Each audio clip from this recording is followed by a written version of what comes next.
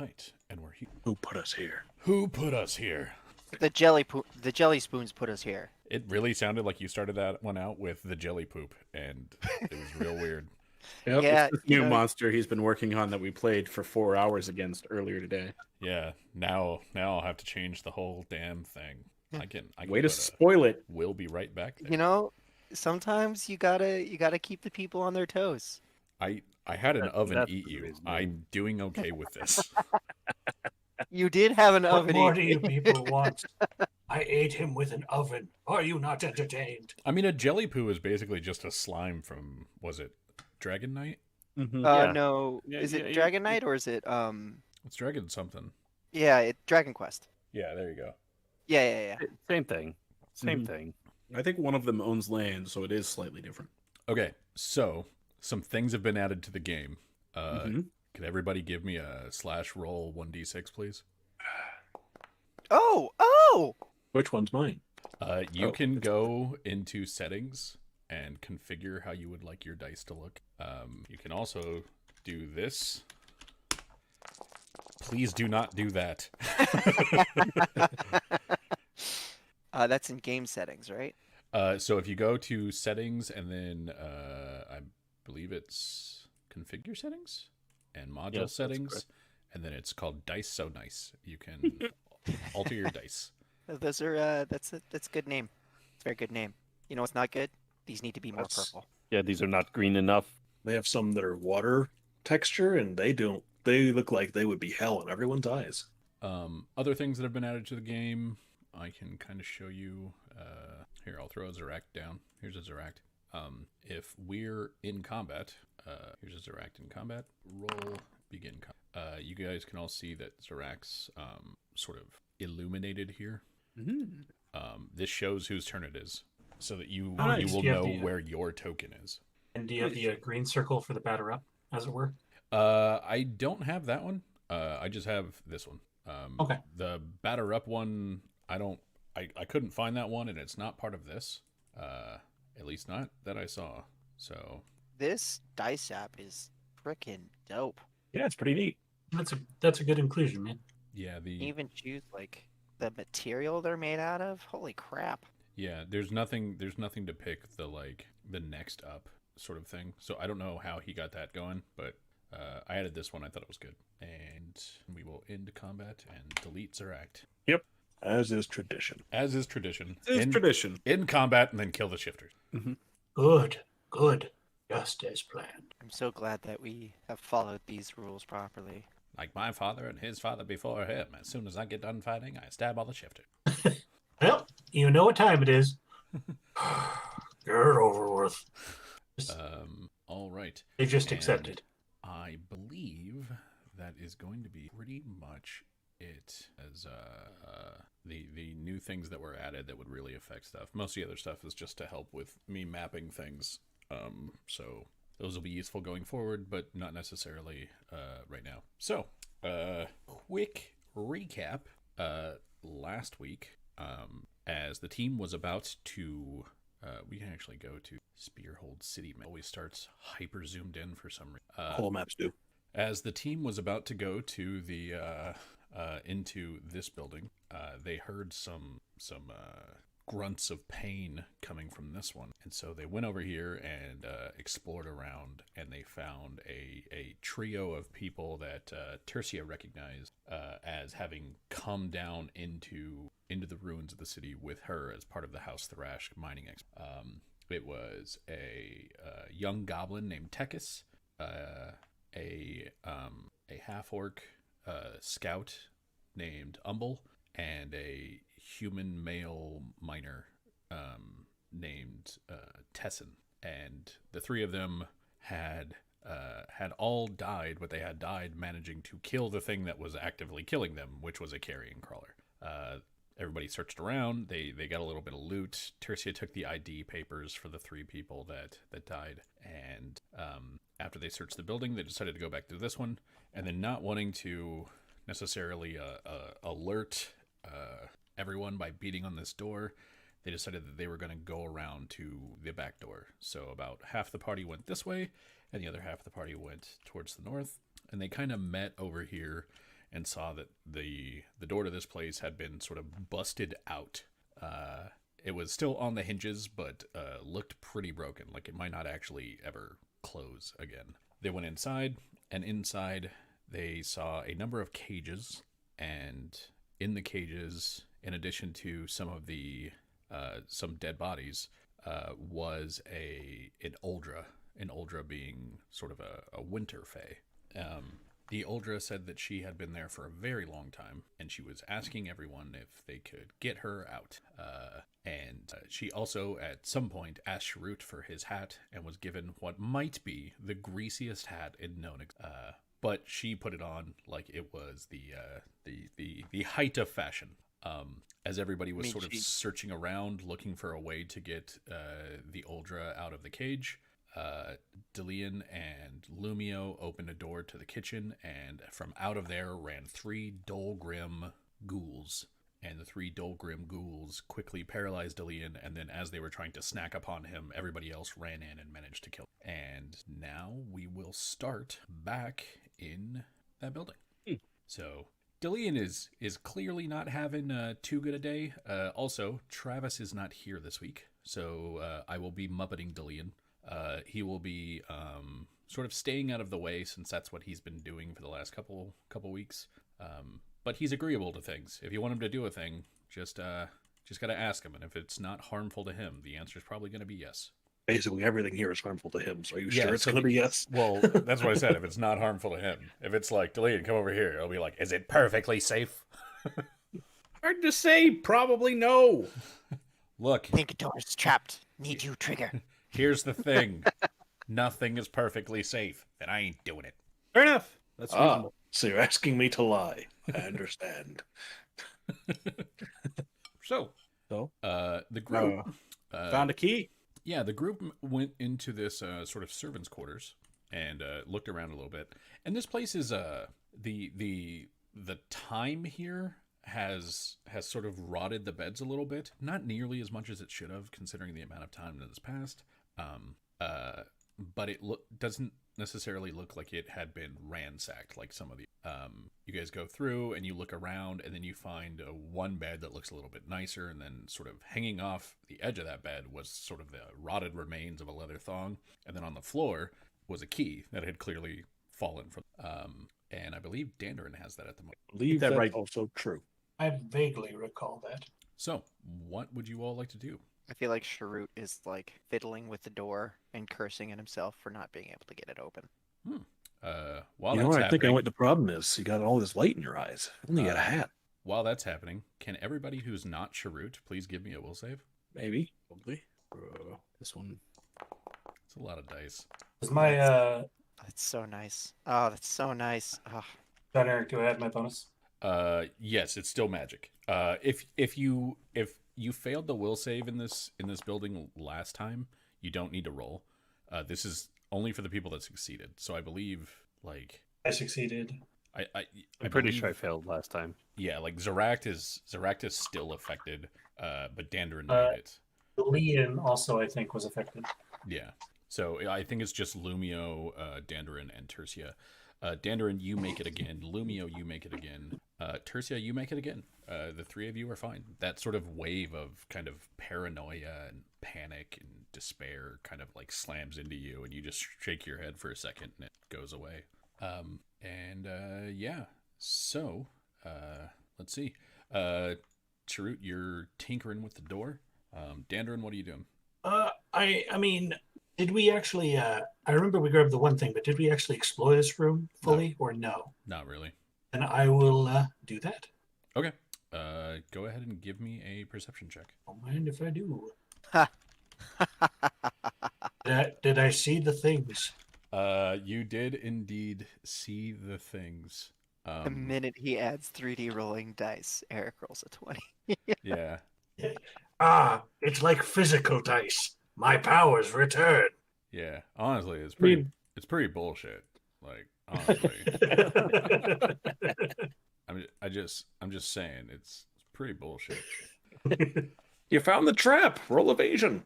So Dandarin, you scour through the sort of normal hiding places that you would look for stuff here, and it seems that a lot of the stuff here is actually kind of just things of value are kept where somebody who values things but doesn't necessarily have to hide them would keep. So you're finding stuff like next to beds within easy reach, but not necessarily like under beds or hidden beneath the clothing chests or anything like that. You are able to put together a nice little stash of valuable items you have found in a collection of coins, gems. You find two flails that, while rusty, are workable. If given a little bit of TLC, they might actually be like good again. And you also find a trio of frozen potions. So you get all of that. All right. I might as well just identify the potions. Sure. Can you identify potions? If they're magical. If they're purely alchemical, then no, I need to bring them to Shiru. Yes. So they are magical. Then yes, I can identify them. All right. So this is kind of the importance to roll. If any of them are bad, I need to roll because then there's a negative to it, like if it's cursed or something. Otherwise, I can just take 10. Oh, with your appraise? Yeah, because if I take 10, I pass the check automatically. But if there's a chance that something bad will happen, I have to roll it. So you don't have to tell me what bad will happen, but it just tells me if I need to roll the dice. What's your bonus to appraise? Plus 10. Is it really just a 20 to... Yeah, it's a flat 20 to identify magical items. Huh. The identify spell just gives it to you automatically, so you don't have to bother because it gives you plus 20 on the roll. Huh. So what you found are 2 potions of Enlarge Person and 1 potion of Magic Fang. Ooh. Oh, hold on. Zaract. Did anyone see where Zaract went? In other room. Points. He's, All right. he's still over here by the door. Oh, Zaract, I found this for you. You'll have to thaw it, but in case you grow claws or whatnot, because I've seen you do similar things, this potion right here will enhance your natural weapons. You're the only one I could think that this might help. Rex looks offended for just half a second, and then is like, "Oh, yeah, I guess okay, that's probably true, actually." All right, well, that was that. And there's here. Yeah, you take this one. What's This is a potion. This is a potion that will increase your size. It'll make you hit harder and be stronger, although you'll be a tad bit clumsier. Nope, not for me. The way I fight requires me to move very freely. All right, Sharut, would you like to see how the big people do things? Harut's fine with size. Thank you. Umio, Yes? would you like to try to be big? No. Well, no. Antarin, would you like to try to be big? Oh, I'm keeping one of them. Well, then keep the other. Fine, then. Or for me, then. If the Leon hadn't gone all mute on us, I'd have offered him one. But he'd probably just be like, no, I can't sneak if I'm big. I thought you were going to offer one to Leon, and I was going to immediately have him say yes. Hey, Delia, do you want to... Uh-huh. All right, yeah, sure. He just Hey, drinks Delia, it do you and want- turns into a man who's 6 foot tall, and he's like, well, this isn't that special. How'd you thaw it instantly? Yeah. Yeah, and then I'll just I'll spend a minute organizing the rest of everything, and identifying still takes a few minutes. So Yeah. The other stuff is it's some gems, and I'll put them in the loot, but basically it's about Sure. $100 worth of gems spread out across. Excuse me, or 100 gold worth of gems spread out across 3 gems. And I was gonna ask if that was and UXD 2 or 2 masterwork flails. One of them is a heavy flail, and one of them is a light flail. sure, and I mean I can use if they're not broken, I can just use my ability and repair them in. Yeah, like they're not broken. They need some care to Oil and unrust polish the chain and yeah, all of that stuff. So I'll just spend a few minutes doing that then. Okay.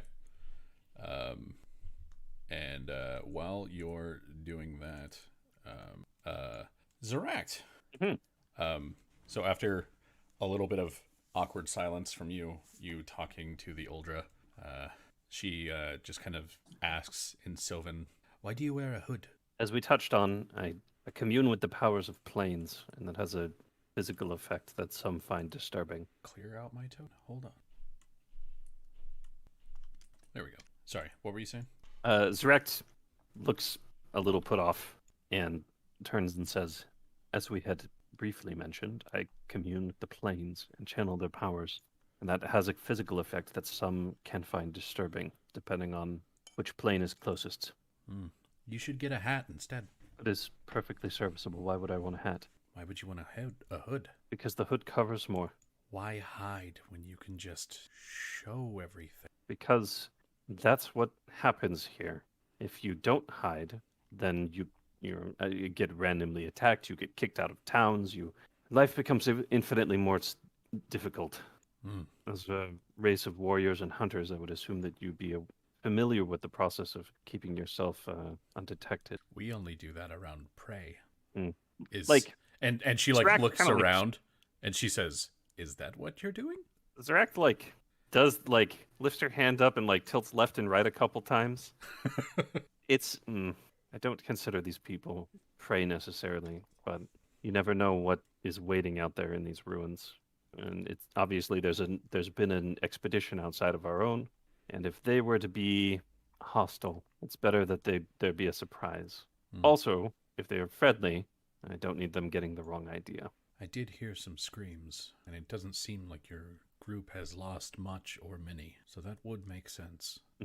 Well, I still think you should get a hat. And then she goes on to expound the many virtues of hats, and there are apparently a number of them. And it's just, you can have them for different occasions, and you can have them to blend in with your surroundings, and you can do this, and you do this. Sounds like you need a multitude of hats. And how would you just carry this them all? dead-eyed stare, a locked stare with you. And she goes, yes. Zrecht kind of points around to the cage. How would you carry them all? Well, not here. Clearly they were taken, but I can get more. Okay, that's good. If you were going to ask me to go find your 1,000-year-old hats, I think we might have some concerns. No. It's better to leave those sorts of things where they are. Get something new. At this point, it'd be wrong to disturb it. Kind of get where you're coming from, so sure. All right, and I will jump over to Lumio. Lumio. Yeah. What's up? What are you doing? How's it going? Well, I've watched the entire scene with the giant Dillian at the end of the hall, and I found that to be super. Oh, he's moving closer. Super interesting, but not. Suddenly I lack permissions to update tokens. That's weird. Yeah. So now I am cautiously awaiting the opening of the door with the key at the end of this hall. Sounds good. Ready to drop some totems and all kinds of stuff. Although I'm very much getting low on spell points. Dropping totems. Dropping the totems. Yeah. All right. And Tertia? I do my job. What? Tertia, what are you doing? I'm basically waiting for Shrew to open the door. Okay. Sharut is unable to open the door, so it seems like we're all waiting on Dandarin. Dandarin, are you going to do the thing? Well, if I have to. You do. All right. First, I'll try to pick the lock. You already did. You already did that. You did that last Did I? week. Yeah. Oh, I mean, did. 30 That's minutes right. ago. You have a key. We have a key. I chisel out the ice a little bit, and then I use the key. Ah. I chisel out the ice a bit, and I still try and pick the lock. Well, sir, With first, the key. just real quick, as that happens, Dandarin, Tertia, and Lumio, can all three of you give me a will save? Yeah. Same as before? Yep. Oh, This okay. I assume that's actually a 7. Wait, it was rolled to a 19. Yeah. They moved it. I found out a weird thing that you can do. If I roll it, I can then just keep fucking with it and throwing it back and forth. I don't know if you guys can even see this happening, but Nope. Nope, I saw 1 and it disappeared. oh yeah, you can just keep grabbing it and throwing it VTT style or tabletop simulator style. I thought it was fun. For Dandarin and Tertia, the two of you you're taking about half the effects of Shaken. So you're at a -1 to essentially all D20 rolls instead of a -2. That sense of paranoia just kind of prickles up the back of your neck, and you get overwhelmed with these feelings of despair and fear, and it's just unsettling to be where you are. And then Dandrin opens the door. I've got a bad feeling about this. Just gonna apply shaking to myself. It's a giant pair of manacles. Get out! Well, I would say don't apply shaken to yourself because it's not shaken. Shaken's a -2. This is only a -1. Right, but adding the new buff would be more math than just adding shaken and adding 1. Sure. I think I see what he's saying. I mean, I do too. He's wrong. Yeah, I like. Adding Mike, adding a -2 so that you could then add a +1 is more math than adding a -1. To apply the buff in Foundry is more work than just applying shaken and doing the math in my head. Sure. Oh, I see what you're saying. So just roll it and then say it's this instead of Yes. actually applying it. That makes sense. Danrin, you open the room. You see from where you are, there's a seal on the floor that has a pair of chains and a sort of a yellow sunburst. And then behind the yellow sunburst, you can see the kind of symbol of the city, or the symbol of Prednus Kaldurgs, which is the spear. You see a statue across the way, and you see a statue that's just inside the door. Right. I will take a look around and cautiously step inside. All right. So yeah, you're in a room. It's a 5-sided room. There's a lot of doors in here. There's also a set of 4 statues that all look like different hobgoblin warriors. Ferut, you might want to take a look at these statues here. Check. Got a bad feeling about that. Sharut steps inside the room. Okay. Yeah. Yeah, same sort of thing. The statues, due to sort of the strength of the doors, whereas in the place that you saw across the bridge, a lot of the statues were broken or clawed up or defaced in some way. These all look to be relatively untouched. They're just old. There's a little bit of ice on them, but they're in a fairly closed environment, so there wasn't a lot of moisture in this room. They're just old, cold stone without a ton of erosion to it. Do they appear like any notable heroes or historical figures, or are they just statues for the sake of statues? Give me a history check. Come on. Oh, hang on. Let me try this. Try that again. Why are you not doing the thing? What is it not doing? It will not let me roll history or any of my other skills. Do you have the character sheet popped out? No, I can't now. Huh. Let's see if that does. Nope, still no. Try refreshing. Yeah, I'll. 1 second. Let me do it. I don't know shit. All right, we'll go to skills real quick. Okay, I'm able to roll from Tertius, but for some reason, I'm not able to roll from... That's Weird. really weird. Okay, I just refreshed. So let me try one more time. From Dandrin. Can roll from Lumios. Hey, stop that. Still no. I guess I'm Lumios gonna flying do- again. Damn it! Get down I here. just got down. Leon stopped flying for a reason. Leon hits the ground real hard. I got a 17. Okay. Why is that not working? I'll figure it out later. A 17, sort of with your specialty in old Dakani culture, you know that these are sort of family statues. It's kind of a thing with like ancestry heroes, where if you have a famous person in the family, you might create statues of them, or the same way that human nobles would create like paintings of them. And putting that together, you're trying to identify them, and you're coming up a little bit short, and then you go like, these probably have plaques, and then you just kind of look around for where it is, and there's just a little bit of ice covering it, and you can kind of move it aside with your hand. And these are statues of Ermuk Wulk, Herrick Wulk, Juskata Wulk, and Wulk the Fallen. Could you repeat that for my notes? I will post it. It's Ermuk Wulk, Herrick Wulk, Juskata Wulk, and Wulk the Fallen. What do I know about the Wooks? The Wulks have a sort of long history of being not in charge but leading armies. They they tend to, never be the king, never be the warlord, but always be the one who the king or the warlord or whoever trusts to lead their army. Ermuk, Herrick, and Jaskata all have some notable victories in the long history of the Takani Empire. Wok the Fallen is called such because that at some point towards the end, after Zoriat, he fell and essentially kind of came back as a Dolgot and led some of Kyber's armies against the Takani. Awesome. I will search the statues specifically.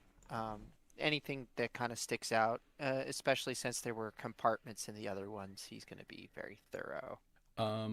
Yeah, it doesn't even require a check. There's nothing really to find as far as in the statues or in the plinths or anything.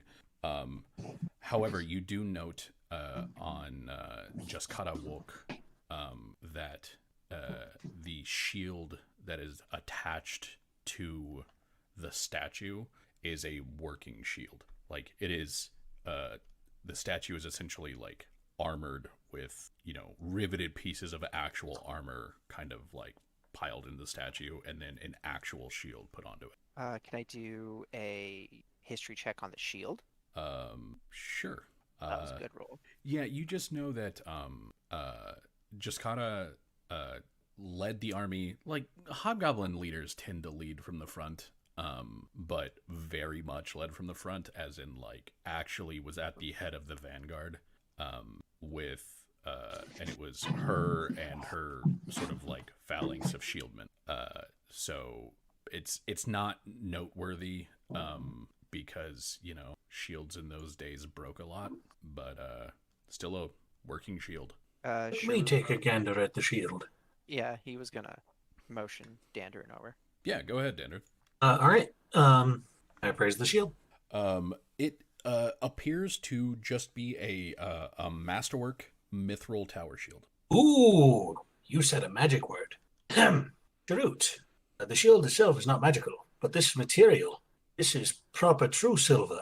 That is to say, it's made of mithril. Mithril. Lighter than steel and hard as a dragon's scale is what they always say. Copyright infringement. Take it back. Listen, if I don't go Tolkien, I go Warhammer, and he already said no Warhammer. He did say that. Say it again. Get Tolkien. Yes. This is good. We take no historical significance. Far Oh, short well. can tell. John, Yeah, I'm using the tower shield. I figured. Yeah. No, wait. It was just funny because you were like, I took this feat, and I was like, oh shit, I've already planned the treasure for this. Perfect. Our tank becomes a better tank. Yeah. Okay, Sharut will start searching for a switch and or lever to try and open up the cage that the girl is. Okay. Yeah, go ahead and give me a perception check. And pop out this time, see if it works. If not, it's be a no, bugger all. All right. That is a shocking money so far. Like, a lot.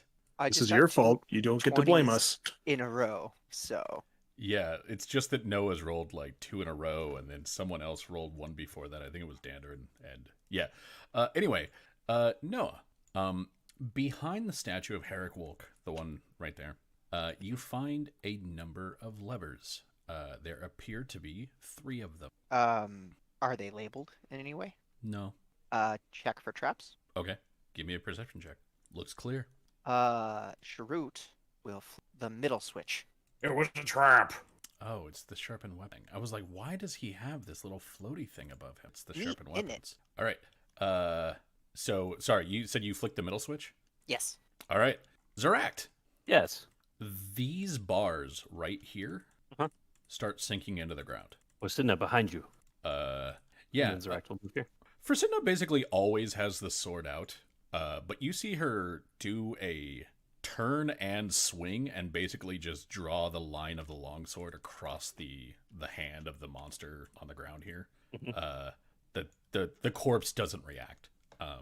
It's a corpse. But she spins, swings with the sword, shield up, and says, "Stay behind me," and is just ready to go.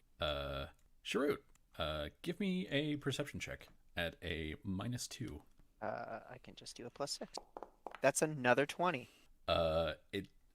You kind of hear something happening to the north. You can just sort of make it out. Sharut is gonna go check it out. And walls are a thing. Yeah. Gotta go. All right, and Sharut, you see the same thing. You see this body, this huge body, has just kind of like slumped over here. It's like all the way over up against the wall now. But all of these bars are now just in the floor. Sharut, pull wrong lever. And he just leaves. And he's gonna go and flick the lever to the right of the middle one, so the furthest right. Okay. And Zeract, you see the same thing start to happen with these. There's and they all just kind of start to go down. And you see the Uldra just looking around as it's happening. And as soon as they're down, she steps over the bars and moves so that if they do suddenly go back up, she won't be trapped. And Sharut, now that you're kind of like, you've kind of keyed your ears for it, you can hear it going on to the north once again. Sharut thinks that might be right lever. And he says as he leaves the room and heads back to where the Uldra is. Okay. So, real quick, Tertia, what are you doing? I was gonna try and open these doors, but they're locked. Oh, trying to open the doors. Lumio. Uh-oh. One sec. Yeah, Lumio, can you please give me a will save? I wanna. Oh, well, I don't care, everyone. I said when you roll a will save. All right, fine, I will. Like this, but Lumio, this prickly feeling of paranoia and doubt and fear just kind of crawls up the spine that you don't quite have and nestles under the hairs in the back of your neck that you also don't have. And you just feel off in here. Like, where is your skin? that seems unusual to me. Can I tell where it's coming from? Not really. It's just a general sense of unease. It's kind of... Then I leave. Yeah, you can tell that it's kind of linked to the area. Well, if you're going out there, Delian will follow. You don't... It's just as cold in here as it is up there. You don't immediately feel better. But so sort of it's like the paranoia leaves, but the fear and the doubt are still there. I don't like this place. They torture their prisoners funny. So, Shrewt, you go back into that room and you see that the Uldra is out of the cage. Zeract, the Uldra is out of the cage. Excellent. Well, it seems that we've accomplished this at least. What about the rest of the cages? Do you need them down? We would appreciate it. It's hard for all of us to leave if I'm the only one free. What other cages? No other Uldra here. Correct. What other cages? And she points across the way over to here. Doesn't have vision clip, and now she does. So yeah, she points across the way over to here. What in cage? Give me a perception check. Okay. You don't see anything. Just nothing at all. Should see nothing in cage. Confused. That's how they work. Zeract is going to pop around the corner and try and examine the cages as well. Sure. They, so Need long, a description. not aggressive, Sharut can let out. They won't be aggressive. That's not their way. Not if I'm here. Sharut looks to Zeract. Zeract, you see nothing. See no reason to doubt what the Uldra is saying. Perhaps we should attempt to lower these bars as well. Sharut think fair. And he saunters off. Okay. To go flick that last switch. Sounds good.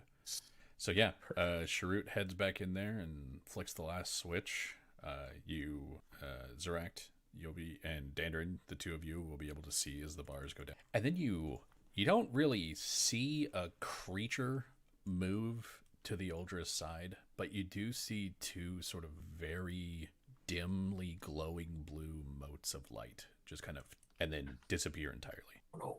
What form of creature is that? Sprites, mostly. They're a bit more sprite than not. It's an interesting choice of descriptor. And She speaks she Goblin, right? no one has tried to speak Goblin. She bows to you, Zeract, and to you, Sharut and Dandrin, and she says, "I do thank you for freeing me. As I said, that stasis was all wrong. Now I can go, either move or not, but not move within a cage." Sharut, common, annoying. He switches over to Goblin, because he's going to guess that she speaks Goblin. Yeah, she Um, hasn't been speaking Common at all. She's been speaking Sylvan to Zeract or Dwarven to Dandruff. he knows Dwarven, so. Yeah. Yeah, he switched over to Goblin. I would like to eventually speak with you about the Takani Empire, but I do not think this is the place to have such a conversation. From what I know, the Dakani Empire has fallen. This is true, but considering your longevity, you can provide me with information not known to my brothers and sisters, and it would be greatly appreciated. I can answer a few questions. As I've said, I've been here a long time. It's not that I would know everything that befell Fallen Empire just because I was part of it while it fell. I do think this is fair. Perhaps we should have this conversation later so I can mull it over. As you move closer, she kind of takes a step. He kind of holds his hands up and nods and keeps his distance, seeing that. For now, I suppose I will ask, what do you recall about the fall? You said something pertaining to the alignment. I'm assuming that has to do with the manifest zone and the last warlord's attempts to harness it. He was willing to do what was necessary to make his pacts, to truly call upon her gifts, to bring stasis, to see a world under the rule of the Dakani, even if it had to be frozen under that rule in order to keep. I don't think that his people shared that vision. His people they were already gone. The fears, the doubts of Zoriat were already creeping in. And as he gave more and more of himself away, attempting to keep a grip on his empire, eventually he gave too much. And even with her gifts, he couldn't hold them back. I don't know that he was betrayed, but I know that I was. I imagine that he was as well. Can you tell me who it was that betrayed you, betrayed him, or who betrayed him? His alchemist caught us. I forget the name. I think I have. I had been working with them, trying to help them to harness the power of Risia so that their troops may use it mobily. Not just the bards, not just their casters, but all of them. He came at us with fire and smoke, burned away the snow, and then we were thrown in here. I imagine they meant for us to await some sort of trial, likely by combat, knowing the Dakani. That never came. Fruit's hastily jotting down notes as she speaks. And as he does, he's also giving a short description of her and maybe a light sketch. Okay. I suppose he looks to Zeract. We do not have time for more questions, but I would love to hear more of your story, if possible, at a later time. Zeract doesn't speak Goblin, so it's just that's. Yeah. And he's like, yeah, all right. Zeract's just like, I don't know what you're saying. What he said was, and then Dandruff will translate. Into Oh, yeah. Dwarven because he doesn't know Goblin too. I have to translate to Dwarven and then back into Common. Fortune is standing there like, this is ridiculous. Doesn't anyone... Correct. Do we not have one language among all of us that all of us speak? In Common, Sharut, in Draconic, think. In Dwarven, maybe. It just goes down the list. Common, Draconic, Dwarven, Goblin, Orc, Undercommon, Giant, and Elven. Andrew makes a noise that sounds like an avalanche of boulders. Darren. Dude, I will actually light you on fire. Just a fax machine noise. He just sounds like a The dial-up Warforged modem. noise. What language is that? We call that AOL Instant Messenger. No one uses it anymore. Yeah. It It's is a a dead dead language. language. Call it 56K. Yeah, so she says, perhaps we may find you, but we would like to look around, see what has befallen, what we once called home.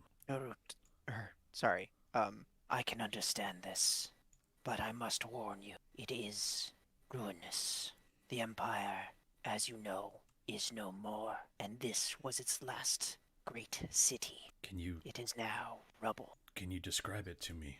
Is everything broken? Sharut, or I may be able to do better. And he opens up his notes, and he shows her the the scribblings he's taken and the various like notes and jottings he has taken throughout the journey down here. Okay. And she'll look at it and she'll say, "So you mean to say thousands of years it's just sat here, frozen over in some manner of blizzard underground?" That is correct.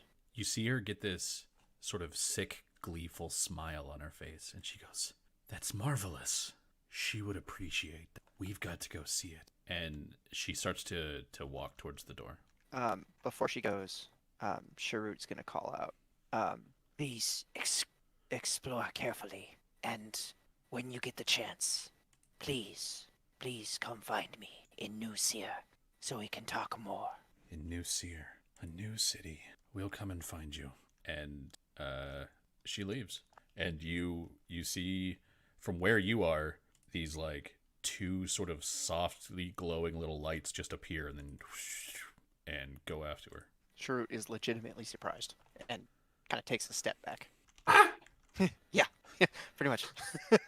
Tertia and Lumio, you see that the Uldra is leaving, and she steps outside and just looks at the city, the sort of like frozen, unmoving, unchanging city that is Ol Sharak, and she seems very pleased by it, like extremely excited by what she sees. Yeah, no, doesn't Yeah. surprise me.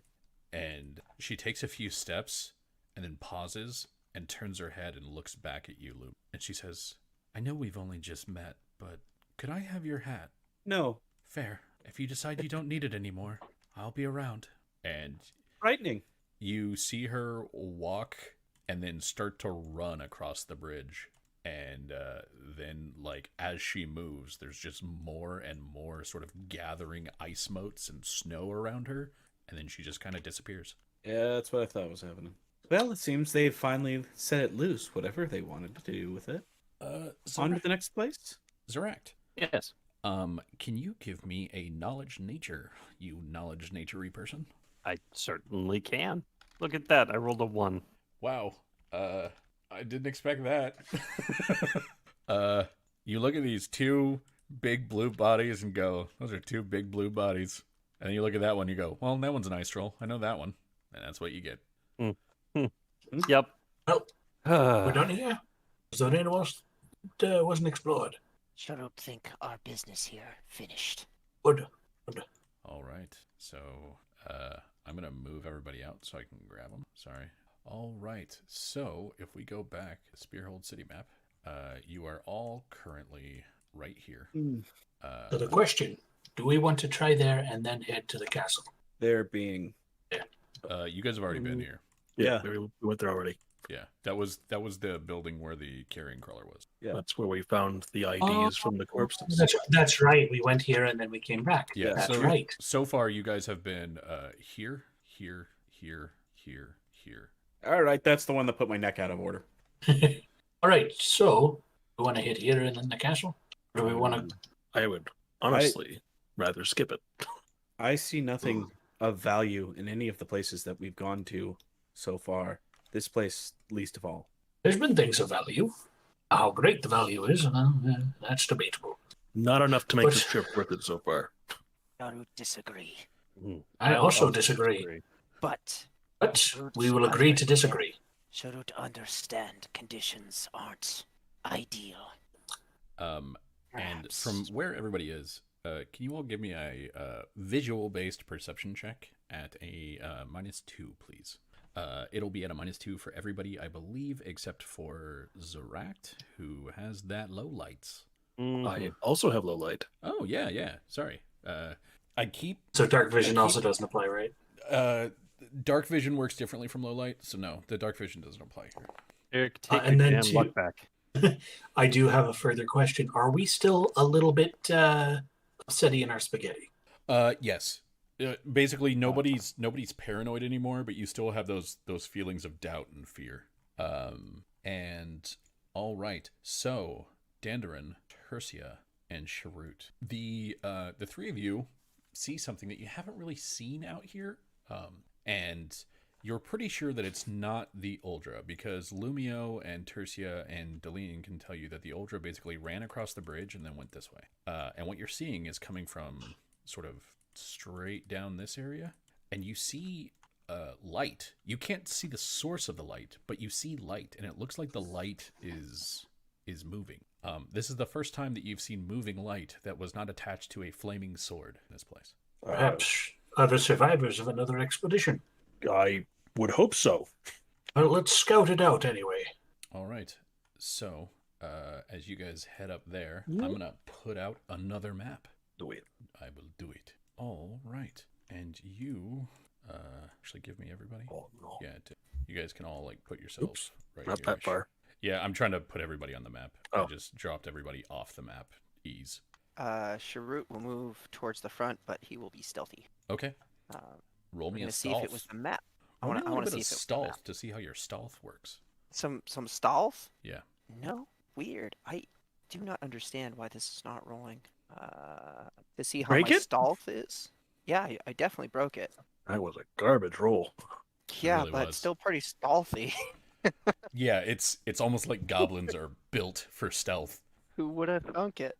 Yeah, so where are you going? Yeah, he's gonna do the scouty bits. All right. So Sharut, moving forward a little bit, you see that there's some sort of like ever-burning lamp right here.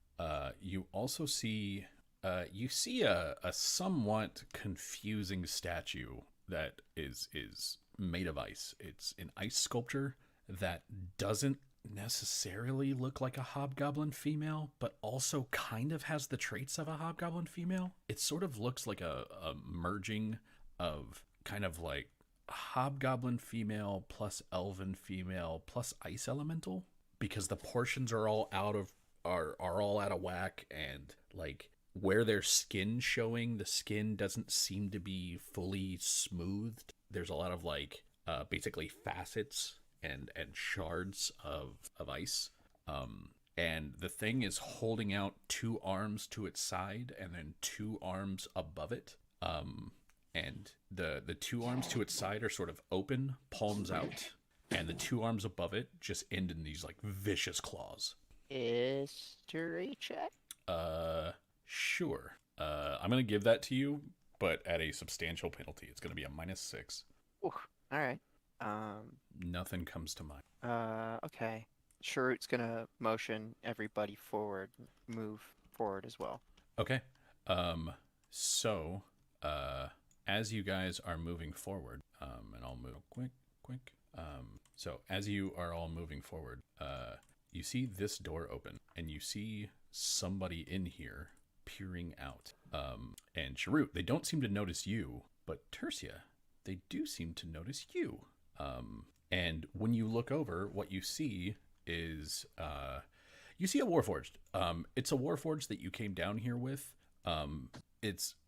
This particular Warforged is built to sort of lanky proportions, and then has far bulkier armor bolted on. And as far as clothing, this Warforged wears a number of belts and a hooded cloak, and you've never really seen them without the hood being up. And he doesn't say anything to you. He just kind of waves his hands like no. And when I say he waves his hands, this dude's hands, not necessarily his arms or his forearms, but his hands are like the size of Delian. He's just no. Could you do that motion one more time? Did the same thing with this. What? Do I remember this guy's name? I guess is what I was going to start with. Yes, this is a Warforged that was with your group. His name is Slapper. Yeah, it is. You don't say. Of course. How do you spell that? Like Slapper. Oh, I didn't hear. The P didn't come out. Oh. That's where it is. Got it. I immediately call out to him. Tercia does not know better. Okay. Doesn't seem right. And while that's happening, because Tercia and Dandarin, like basically the two of you are kind of occupied in looking at this dude. So everybody along, where's Zeract? Oh, there she is. Sharut, Tertia, Dandarin, Delian, Forsidna, Lumio line. Please give me perception checks, but Tertia and Dandarin are going to take a -2. Yeah. All right. Tertia and Dandarin and as Slapper starts shaking its hands, trying to wave back Tertia, and Tertia, as you're like, what? And you said you start moving over to him. Oh yeah. Okay, so We just you when you're like, let's say hereish, you notice that over here is a body sort of behind the statue. It looks like the body of like a Dolgrim, but it looks like it has just been sort of ripped apart, like literally like torn asunder. Sharut and Dandarin, the two of you see a similar thing over here. Sharut's getting away from the statue. Tertia will probably notice it like just as they reach the door and is like, what? Oh, something bad happened here. And I'll take a step forward and casually look back behind the statue, keep a good breath from it. And all right, Delian, We enter.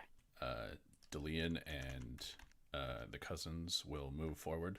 And Tertia, you see that they have basically set up a little like kind of outpost in here. You see the majority of the rest of the group that you came down with, but you see that there's a number of other people in here too who are in various states of being wounded. Oh, well. Sharut immediately, I think, pushes past Tertia and starts checking the wounded. Okay. Yep. I will let them. I'll be like, this is Sharut. He knows a lot, and apparently he's okay at doctoring. All right. Lumio and Zeract, the two of you were told to steer clear of the statue as everybody moves down here, but you didn't necessarily see anything. Zeract is gonna take a minute to detect magic on the statue. Okay.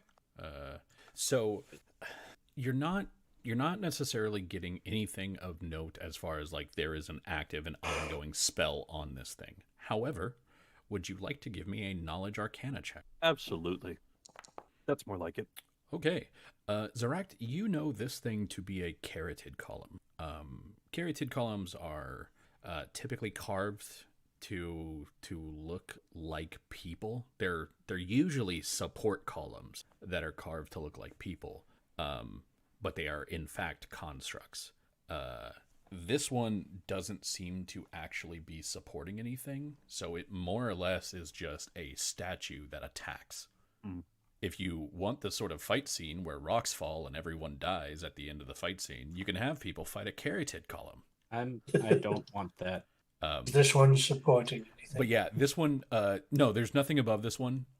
It's just posed. And you know that from, like, usually they're carved as sort of, generally from the ones that you've seen in ruins, because they've been mostly like, you know, human or elven ruins. They're very like typically scantily clad women. It'll be like a very smooth skinned, sexy woman with like a toga made of stone, holding up a thing, and then you get close to it and the column beats the crap out of you.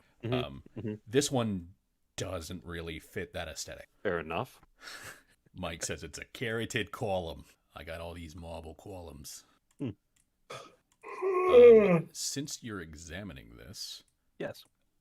can you give me a knowledge planes check? And I'm going to have you give it to me at the same penalty that Sharut would be, a -6. Oh. You don't recognize what or who this is supposed to resemble. Fair enough. Lumio, I believe you were helping Zeract with some of the research lately. You can give me a knowledge planes check if you would like. I don't know if Lumio's trains, but if you do, same penalty. Sorry, what was the penalty? It's a -6. -6. Well, that's almost all of it. Okay. Yeah, like you have no idea what this is supposed to be. It's some sort of four-armed ice elemental female creature thing. You have no idea. Like everything here, it's full of hatred. You're not wrong. Delian's been rubbing off on me. I think my mood has soured. Yeah. Delina is going into this room. and going to the couch and then sitting down. Just assume that everything here is trying to kill you, and I imagine that you'll do just fine. Yeah, that's why we let things out of cages. Mm-hmm. Oh, the Uldra? No, the Uldra will hunt you down later. It will just kill you outright. They want you to fear the thing first. That's silly. So, and it stayed in that cage 1,000 years for silliness. So, Tercia, as you enter the room, you see basically everybody from your group that you haven't already collected the ID of. So there is Slapper. Slapper is a Warforged laborer.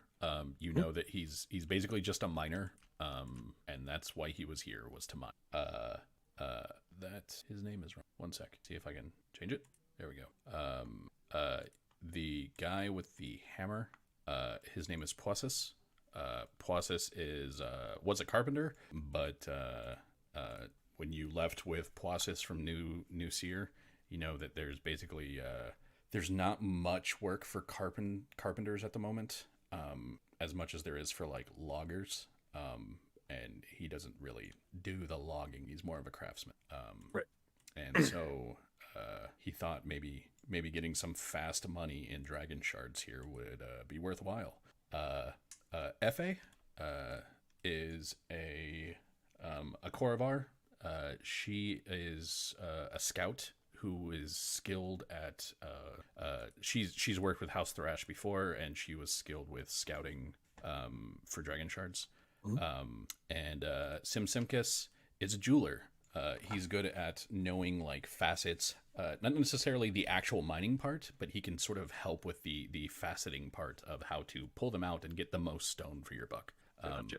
So you had like a good mix of people who knew what they were doing and people who had never actually been underground before. And then around you are various other people who like your expedition was a good like 20 or 30 people. And the group that you're in was just your group at the time. But as you come in, and Zarak, are you coming in? Not a lot of room. Justin, you might be muted. By the doorway. Can you guys hear By me? the doorway. There we go. Yeah, heard by the doorway. You might want to check your mic though. Slapper goes in or out, and then when you get in, Slapper shuts the door. And Poissus will step up to you, Tercia, and say, "How'd you what happened to you?" Survived. Everything went dark, and then there was lots of screaming, and nobody really knew what was going on. Everybody was fighting each other, just wandering off. Yeah, I don't have the whole story there. All I know is that when the thing swooped down and started grabbing small people, we all ran in different directions because no one was really in charge, I guess. And I ended up like further southeast, I think. Just kind of holed up in what appeared to be slave pens for about 3 days, just burning like bed mats to stay warm.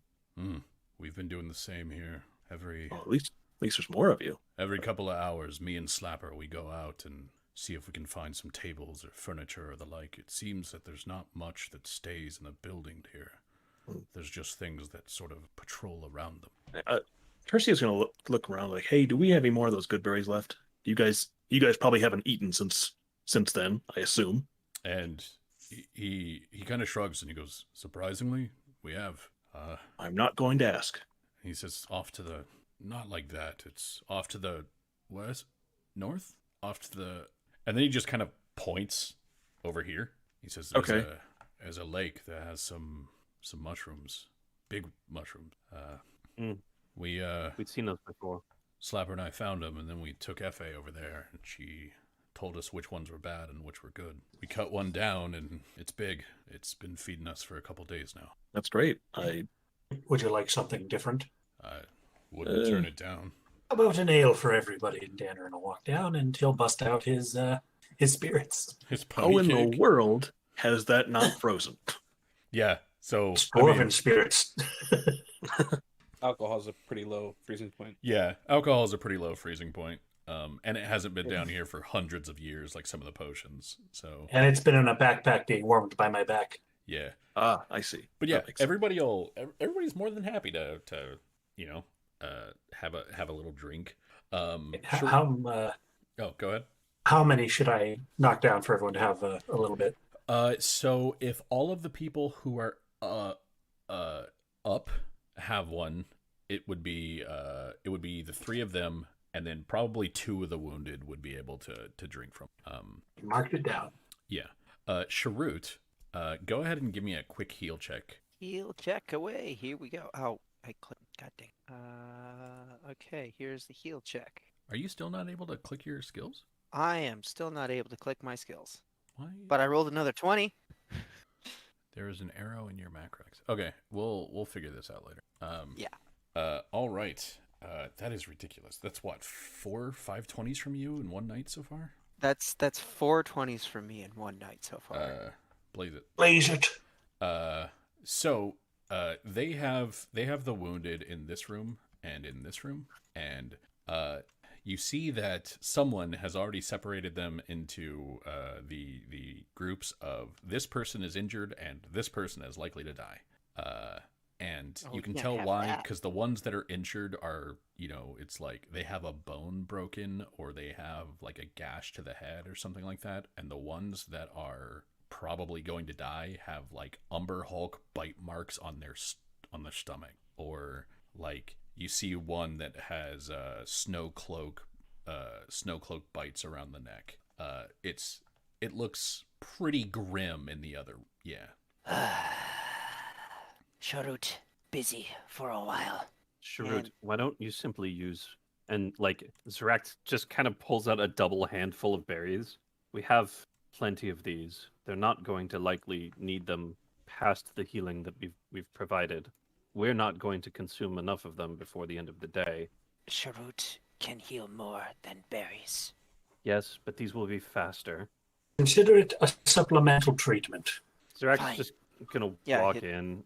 Yeah. So Sharut will point direct to the ones that are not gonna die, Yeah. and he'll go work on the ones that are going to die. Okay. And he will apply to each of the ones that are going to die a salve. Okay. So how many salves do you have right now? So I have 2 salves, and I believe I can currently make 2 in a 15-minute increment, but I need to double check that. Okay. Zarak, you are down 6 berries. If he's taking 15, like if he like applies to 2 people and then sits there and starts to like mortar and pestle out for 15 minutes, she's just gonna walk over and give berries to the remaining people. Okay. Yeah, that's fine. It's a process. Some of them are out. They're basically like the fever's already taken them. These are people that would die within a couple of hours, maybe by the end of the day. So it's more like you're kind of putting the berry to their lips and sort of crushing out the juice and everything, but you get the job done. They will still need some doctoring to make sure that the things don't heal in the wrong place. But you have given them the time for actual doctoring to occur. Cool. How many additional berries is that? So it would be it's going to be 6 for this room and then 5 for the nearly dead room. Not even a problem. Okay. And yeah, so while the 2 of you are doing doctoring stuff, Oh, sweet. I can make an additional 3rd salve. Fa and Simsimkus will move up to the group, and Fa will look to you, Tertia, and say, "Did you find a way out? We haven't been able to go too far to actually find a way out." I believe these folks have a map. Believe so. And she kind of like shakes her head and she says, "Truth be told, like we'll need it. We called out to each other as that effect, whatever it was, wore off. But if we're being honest, we don't even know where we are. It's black as night out there, and without the actual house thrash heirs around, and with us having lost most of our supplies, we're in the dark here." Yeah. Luckily, these folks seem pretty capable. At the very least, we have a supply of food for a little while. I'm hoping to get out of. We're all hoping to finish this job and go home in 2-3 days. Zarak like kind of I'm pops out, guesstimating. and it's just like, I can feed all of you. It's not a problem. I already offered. But we'll definitely take it, says Effie. She Go ahead. just passes back and distributes out more berries. Yeah, and you'll see like she'll grab one. Puasis will grab one and kind of toss it back, same as her. Sim looks at it a little bit more incredulous, like holding it up, and then sniffs it, and then eventually puts it into his mouth and kind of like looks at you and goes, "It's not bad. Most good berries that I've seen before had too many seeds to actually be enjoyable. But that one's not bad." Lumio, as you sort of move up, Slapper holds a hand out to you. Basically, like, tries to shake your normal-sized arm with his sort of oversized paw. I do my best to receive it, And realizing that that's going to be very difficult. and he goes, "Slapper, new seer, laborer." Lumio, new seer, laborer. I don't believe we've met.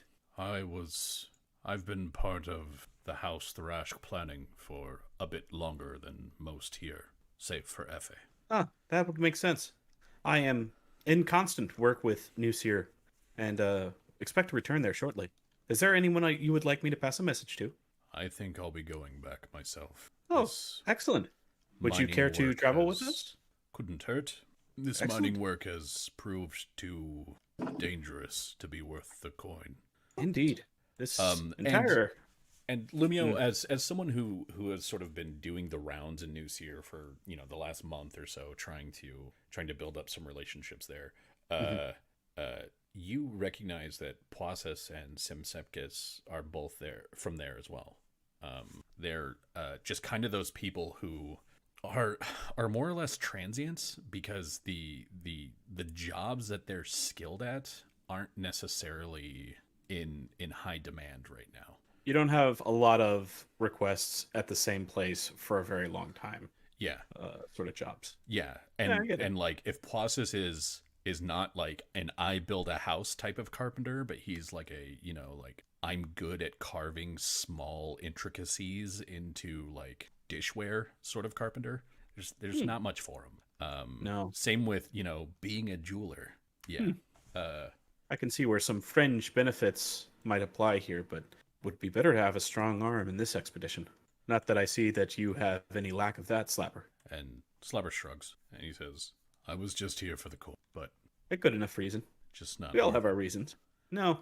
I could make more than I would make less digging ditches. I would at You least wouldn't be able die. to see my bed at night." I hope that true as well. We actually have some business further in, which we do have plans to exit as well. I'm sure that we could leave potentially a map. I know that Sharut is working on something similar. Perhaps we can help you leave, or at least be prepared to. We shall see. Fa will kind of nod at this, and she says, "If you can get me a map, I can get them out. But it would still be better to have a group of skilled fighters when we go." Indeed, there are many of those creatures, the ones that stand next to that statue. Lie next to that statue. Many of those roaming about on our path here. I expect there to be more on our return. Well, if you can get us a map, we could wait for a few days. We still have a bit of food left, and hopefully you'll be able to finish your business, whatever that might be. Do any of you see well in the dark? You're basically talking to like a group of humans and a half elf and a warforged, and they just all shake their head. None of them have eyes that are made for this, and Well, they said we were using lanterns when that magic happened. Some of us threw them, or we broke them, or we just left them where they were, but we don't even know where that is. yes, that's more than unfortunate, especially since it calls attention to you if it's not of the hooded variety. I think we should gather supplies here for you in case you do need to make a break for it. But plan on our return in a few days. If they need food, we can supply them with extra food for a while. They have already spoken of the giant mushroom. Did you not listen for Right. I know that. I'm saying rather than have them leave and go out to go get it. That is what I mean about the gathering supplies. Also, What I'm saying is we don't lanterns? need to gather that many supplies. We have some on hand we can get rid of. Like you guys drop some rations, you mean? Yeah. Yeah, that's fine. If you wanna drop some rations, that's fine. They say that they still have a couple days of mushroom left. Yeah. And they tell you that the more important thing is firewood. Yeah. It takes there's a stove in the other room that can thankfully keep this building quite warm, but we have to keep it stocked. And that There's not a lot. that is what I speak of when I need us to gather supplies. There are many facets to that. But to further plan along the trail here, finding light sources that they can utilize as well in case we fail, should they be able to follow a mount back. I can help a little bit with that. Yes. Your location, actually, where you were holed up, was relatively close to where we entered. In fact, that bridge itself was the pathway, though there are some tunnels beyond that might prove difficult. And she says, "Bridge." This, to describe it loosely, was once the seat of a great empire of the Dakani, or a goblin kind, if you will. And it has since fallen into, well, the state you see it now. Yeah. So from so that you know, you guys are in this building. Mm-hmm. Tertia knows that they came from up here, and then something happened, and like their whole party basically just went crazy. Hint: it was an Umber Hulk. An Umber Hulk happened. Ooh! Don't you hate it when an Umber Hulk happens? And Gosh, so, it's the worst. so everybody just like lost their minds and just went crazy, running around and attacking each other, and essentially got lost in the dark. They've never been to the bridge. Right. But Tertia we found down here in one, which is a far bit closer to the bridge. And if Tertia never went across the bridge, or maybe even saw the bridge from where she was hiding, then describing it and the tunnels beyond is beneficial to her. Yeah, that's true. Cool. So, you said you wanted to gather some supplies for them? Yeah, I think going to any rooms and things like that they haven't gone to, and try to poke up several days worth of firewood if we can, Sure. so that they can. Yeah. Go ahead and we'll basically just do that as like a skill challenge sort of thing. Go ahead and give me let's see. I will let everybody roll one of the following skills. It is up to you. You may roll Knowledge Arcana. you may roll profession. You may roll a wood crafting based profession. You may roll a survival check. Diplomacy. You may roll a perception check. Or if you want to try to set up something that's sort of like, this will burn for a long time, you can roll me some sort of alchemy check. So everybody can roll one of those. Could I be rolling Dances right out. Got it. a heal check instead, since these guys need some doctoring? Or No, because this... can we assume that just happens? This is specifically to recover. this is specifically to recover some supplies. Okay. The healing, like, everybody's been given a good berry, and for the people who that's not enough, you rolled your, like, whatever on healing. So you're basically, Sharut's just working. I think I'll roll alchemy then. Could I roll at some kind of disadvantage appraise instead? Everything else is the best I have is perception at +1. I'd give you appraise like a -3. I'll take it. All right, nope. Sharut, what was that roll? That was alchemy. All right, and then he rolls a 1.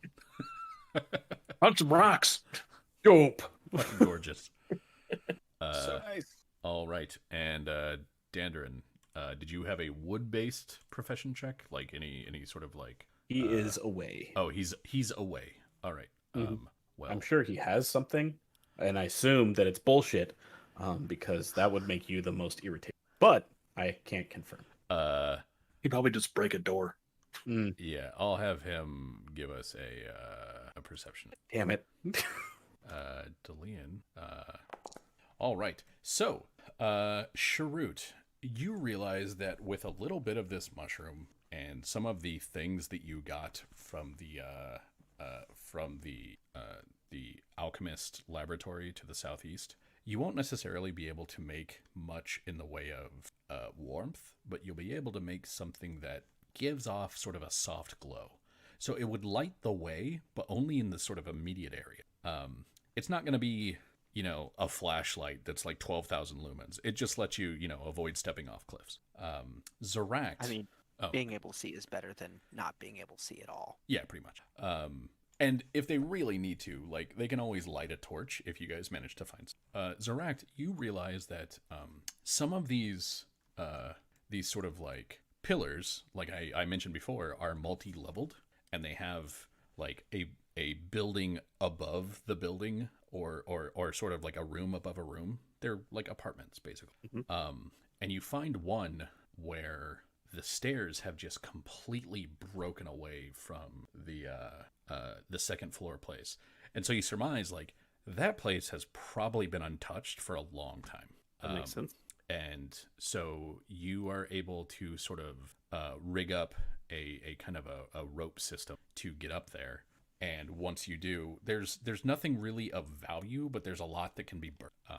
So you're finding like some cloth pieces. You find some chairs you can break apart. There's some tables and stuff in there, which you're not necessarily finding much of in the way of like close to this place. So yeah. All right. And Lumio, try as you might, you are able to find not much. And so you mostly follow around or help out Zarakt. But Tertia, you and Dandrin, the two of you, are you find a what was once a bar, and it looks like the bar has been sort of smashed, and that it's not necessarily that, you know, you can just take the wood back and turn the wood into something that's like necessarily worthwhile. It would burn, but you'd have to try it all out and then burn it, much like you were doing before. Yep.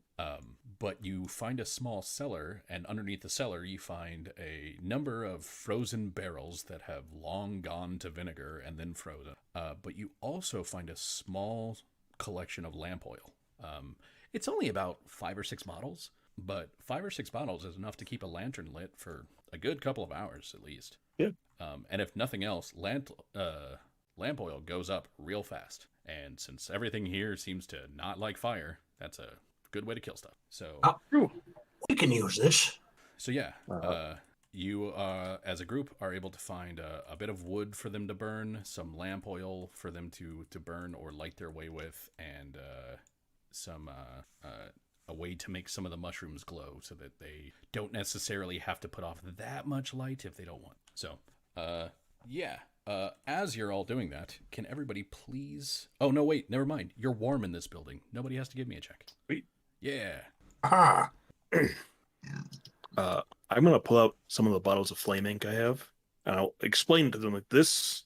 I'll just take a dab it on my finger, show that it glows like a candle. This reacts to your body heat. The problem is you have to keep that piece exposed. If you apply one dose, it'll work like a candle. It's real pretty when you're dancing, but down here, at least it'll let you see. If you apply 4 doses, it'll glow like a torch, but it hurts. I can leave 4 doses if you want, but whoever does that's probably going to lose whatever appendage they put it on. I mean, 4 of them could just rub it on their forehead right above. They have a light source above their eye line. When I say this hurts, it's like having your head on fire. No, I didn't say 4 doses to the forehead. I said 4 individuals with 1 dose on their forehead. No, you have That's to... just 4 candles. You have to take the potion the way Dr. Jekyll drinks his potion in the League of Extraordinary Gentlemen. You mostly just bathe in it. You don't really throw it down your throat. You just throw it at your mouth and hope. This is clearly Eberron head on. No. Apply directly to forehead. Good. But yeah, they are more than willing to take it if you're willing to give it to them. It gives them anything that gives them a higher chance of going, they would gladly take. Sure. I have 5 doses. If they want all 5, I'll give them all 5. Sure, they'll take them. Great. Like I said, like there's 15 people in this building. You're just seeing the important 4 that you know. Gotcha. Sharut and Zarakt have been sort of healing the other 11. It's not much, but I will also provide them with a few instances of trail rations. Okay. The remainder of my normal ones. I only have 3, but that's more than nothing. Yeah, they'll gladly take them. And then Not a fan of them personally. Too many pine nuts. FA tells you our FA asks you, Tertia, she says, wherever you're going, whatever you're doing, how long do you think it'll take you?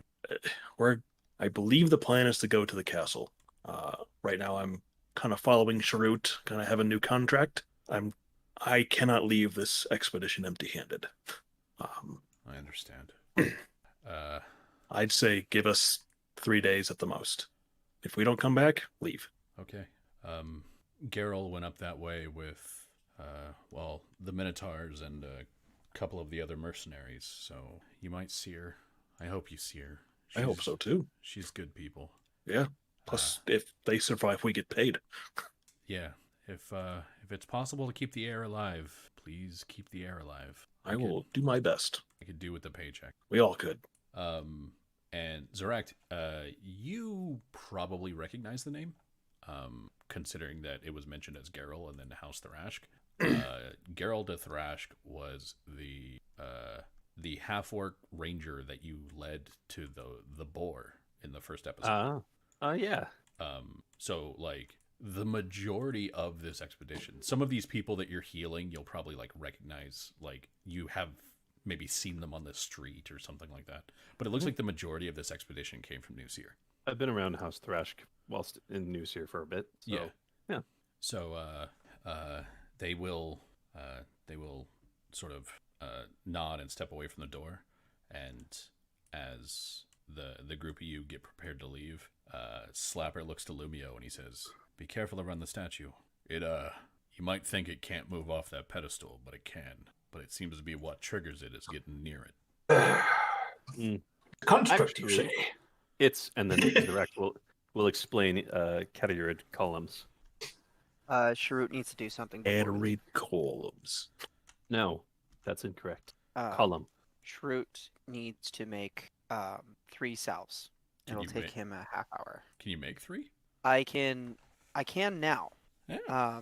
Because the formulae I can make up to 4 because it's half your ranks in craft alchemy plus the number of formulae talents I possess. So I Okay. currently possess 2. So I mean, basically, like as they're talking and as they're sort of out getting stuff, you make your stuff and then you do this. So go ahead and make your rolls and then note down how many you got. I am going to increase the difficulty of the check Okay.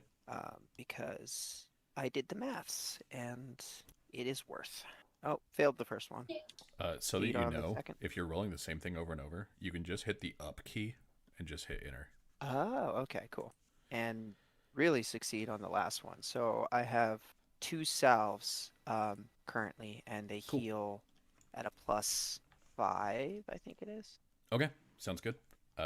All right. So, I will move everybody outside and everybody ready to go do their thing. Sure, I gotta get out of the doorway. There. All right. So, what would you all like to do? The question is, How do we get do we past want to this? really? Yeah, do we want to leave this here? And if we don't, what realistically are our chances? Do we think it could hit us from a distance? Is this not Actually- already serving to some degree as a protector from the northern entrance for these people? Sharut think it best not to disturb. We can always just. The question is this the only route to the castle, or Survival check? You don't know. A survival check's not going to do it. You have no idea. Like, you haven't been there. Sharut Oh. needs scout to be sure. Possible. if there's a way around, then I might as well leave this protecting them from one flank. We go a different route. Okay. Sharut nods in agreement. Yeah. So, where do you- Honestly, I'm kind of tempted to just run past it. I think we can outrun it. We might be able to outrun it, but Sharut and I aren't exactly the most nimble of runners. And if Not to you're mention wrong, Ilian. the consequences may be too grave to consider. I'm doing it. I mean- and then she takes off.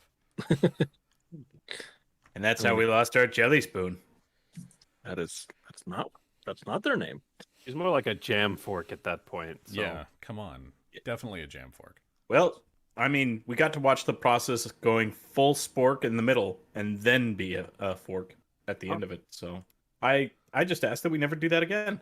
Where's Lumio's dude? You What trapped He's him. dead. Did I trap him inside? I'm here. You put me under Dandarin, you jerk. Oh, Oh, I put you under Dandrin. It's where you belong. No, it's not. I'm very weak and could not carry him. He's like a large baby. I'm now imagining us having that conversation with Dandrin just on Lumio's back. Where is that Lumio? Charge forward. Towards me. I want to hit him with my hammer. I was going to say, get closer. I want to hit him with my hammer. I'm going to do piercing with the hammer. Slapper, can you put some sense into him? A construct, you say? All right. So what are you all doing? I think we were going to scout. Yeah, There sure. were- Try and find because we're headed to the castle now. Okay. Yeah.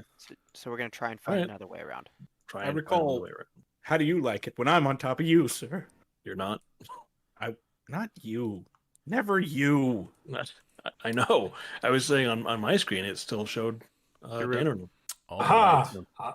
And Zarak, Convert you do Lumio see- into a suit of armor. You do see a way sort of through, basically like an alley between the houses there. And Do you see how simple this was? But hold on, let's just keep our eyes on it, just in case. It's simple for now. give me a perception check there, Dandrin. Oh no. Hey, is this to notice unusual stonework? Technically, no, because it's not stone. Nice. Unusual. I'm gonna technically know you to death. Yes, you will. Okay. Technically, that's not a goblin anymore. Technically, that's Technically, it's not a goblin. Whenever Eric asks about stonework, he rolls poorly. It's like 50% of Eric's questions have been technically no. is this a magical effect? Technically, it's not magical. Yeah. I mean, statue's still just standing there, just facing you, arms out, big claws up. Brace for the charge. And you guys see. I will wait here until everyone's kind of past me. You from down here, you see that there's basically sort of a 10-foot rise. But even from down here, you can see that one of the doors is open, and inside you can make out a bit of a hallway. From your angle at the bottom of this little hill right here, you can't make out much more than that. This is a hallway. Sneaky, sneaky. All right, I will grab everybody and I will put you all on the castle map. 1 second. Is Also, it finished? It is is 9 o'clock. finished. This So, might yeah. be a good time for a break. Yeah, this might be a good time. Yeah. All right, I like it. yeah, No, it's good. All right, so let's take a quick break, and we'll all come back here at let's say 9:25. Yeah. All right. Yeah. Yeah. Yeah. Yeah. Yeah. And I will go back up to the. We'll be right back. Yeah. All right. And we're back, except for Eric, who is not back. How dare you? He Frickin' told you that in confidence, John Eric. How could you do that to him? He knows what he did. He told me that he wasn't back yet in confidence. What? has to be a good dad. How dare he? Oh, I've lost connection to the server. His priorities are all out of whack. I will have to rejoin. I'm wondering if it's me, because like I don't know. It is. No. I will say it is a big map. It is a very big map. So there's a lot of graphics that just went in. Oh boy. Okay, yeah. So yeah, it's he's a big boy. I mean, So, I'm loaded. what in everyone on talk- everything. Says about me. What do you know about Mike? Well, he's a big boy. He's thick with 2 C's. Amazingly, this just flat out crashed my browser. Yeah. It's let's try and restart that. I'm gonna kill the stream. Yep. Oh, it's a big boy. I just zoomed all the way out to Yeah. kind of grasp the perspective, and then I had to go up. It's a Oh, big she, fuck- oh it's a she, big he's a fucking big boy. I need you to know that there's 2 floors. And I also need you to know that that's a lie. There's 3, but the third one only covers part of it. I've managed to hover my mouse over my own mini, I guess, but I can't see anything. You can't see anything? Yep, screen is black. Yeah, same. I think it's just loading though. Yeah, I think you're just loading because I can see just fine. I can also see just fine. Of course, I didn't have to reload my browser because, you know. I want to test something. Weird. Your attacks work, but not your skills. Yeah. That's how Noah got his dice back. Try putting Did you a shortcut. create some sort of macro for a bunch of your skills? Hang on. I'm testing. No, I didn't. Weird. Like there's some feats and stuff associated with them, or not feats, but Foots. yes, foots. Hmm. No, some skills and stuff, but I can click pretty much everything else on that page, and it reacts properly. Can you roll initiative? Let's find out. That would be this. Oh, well, yes, but it says there's no active combat. So, all right, is everybody ready to go? My screen is still black. Yeah, I can't see shit. Huh. Super weird. It did crash. I'm gonna try closing this fully. Yeah, let me know if I need to refresh. Because like it's big, but it shouldn't be so big that it crashes for you guys. Because ultimately, once I upload it, it's just a flat image and a series of maps. Yeah, but Ours, it could be and a series of interacting with walls. the scripts and all that. That could be what's doing it. I'm gonna reload. That's Justin. I suppose since we're going into the castle, Sharut will load his salves into his 2 remaining bolt vials. Sounds good, man. I was just looking ahead while they're reloading. There's a talent. It's under the legendary talents. It's called the Force Redirection Technique. It allows you to use your strength in lieu of your dex modifier for armor class. It's restricted by the same things that would affect dex. That's neat. That's super neat. There's also one that lets you use your strength for combat for attacks of opportunity. Saw that one. I am definitely more interested in the AC one, though, given how I'm building Dandarin and how he operates. How he tanks like a tank. Yeah, I'm thinking my next talent's going to be that one. He is a pretty tonky tank boy who does the tanky tonks. But he can definitely be I'm gonna tonkier. request and that you never. But we can enhance him more. We can rebuild him. we have the techno. He's fine now. He's alive. Like there's nothing wrong with him. We can Oh. rebuild him. We must rebuild him. We have the He's techno. fully. He's really healthy. Actually, he's actually like well above average. No, Put him down. better. Well, are we at least going to use anesthesia? No. Can't afford it. You're expensive. Listen, we either perform the surgery without anesthesia, or we don't perform the surgery. Can we just not perform the surgery? That's not an option. Success. Do you guys see anything?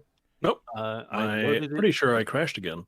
I loaded Here, it. In a I'll different just browser, describe what and we're you can see it seeing. Just fine. Wait, you said you loaded it in a different browser and it was just fine? Yeah. I loaded up in Chrome and it works out just fine for me now. Hmm. So I'm gonna have to switch back and forth, but that's fine because Sorry. I got my character. No, it's not your fault. It's a browser thing. My browser's dumb. That's what it is.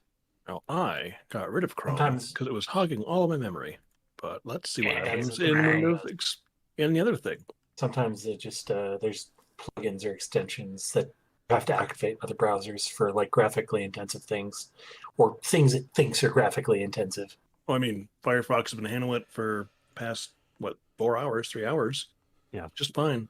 And John, did you use any weird special effects on this map?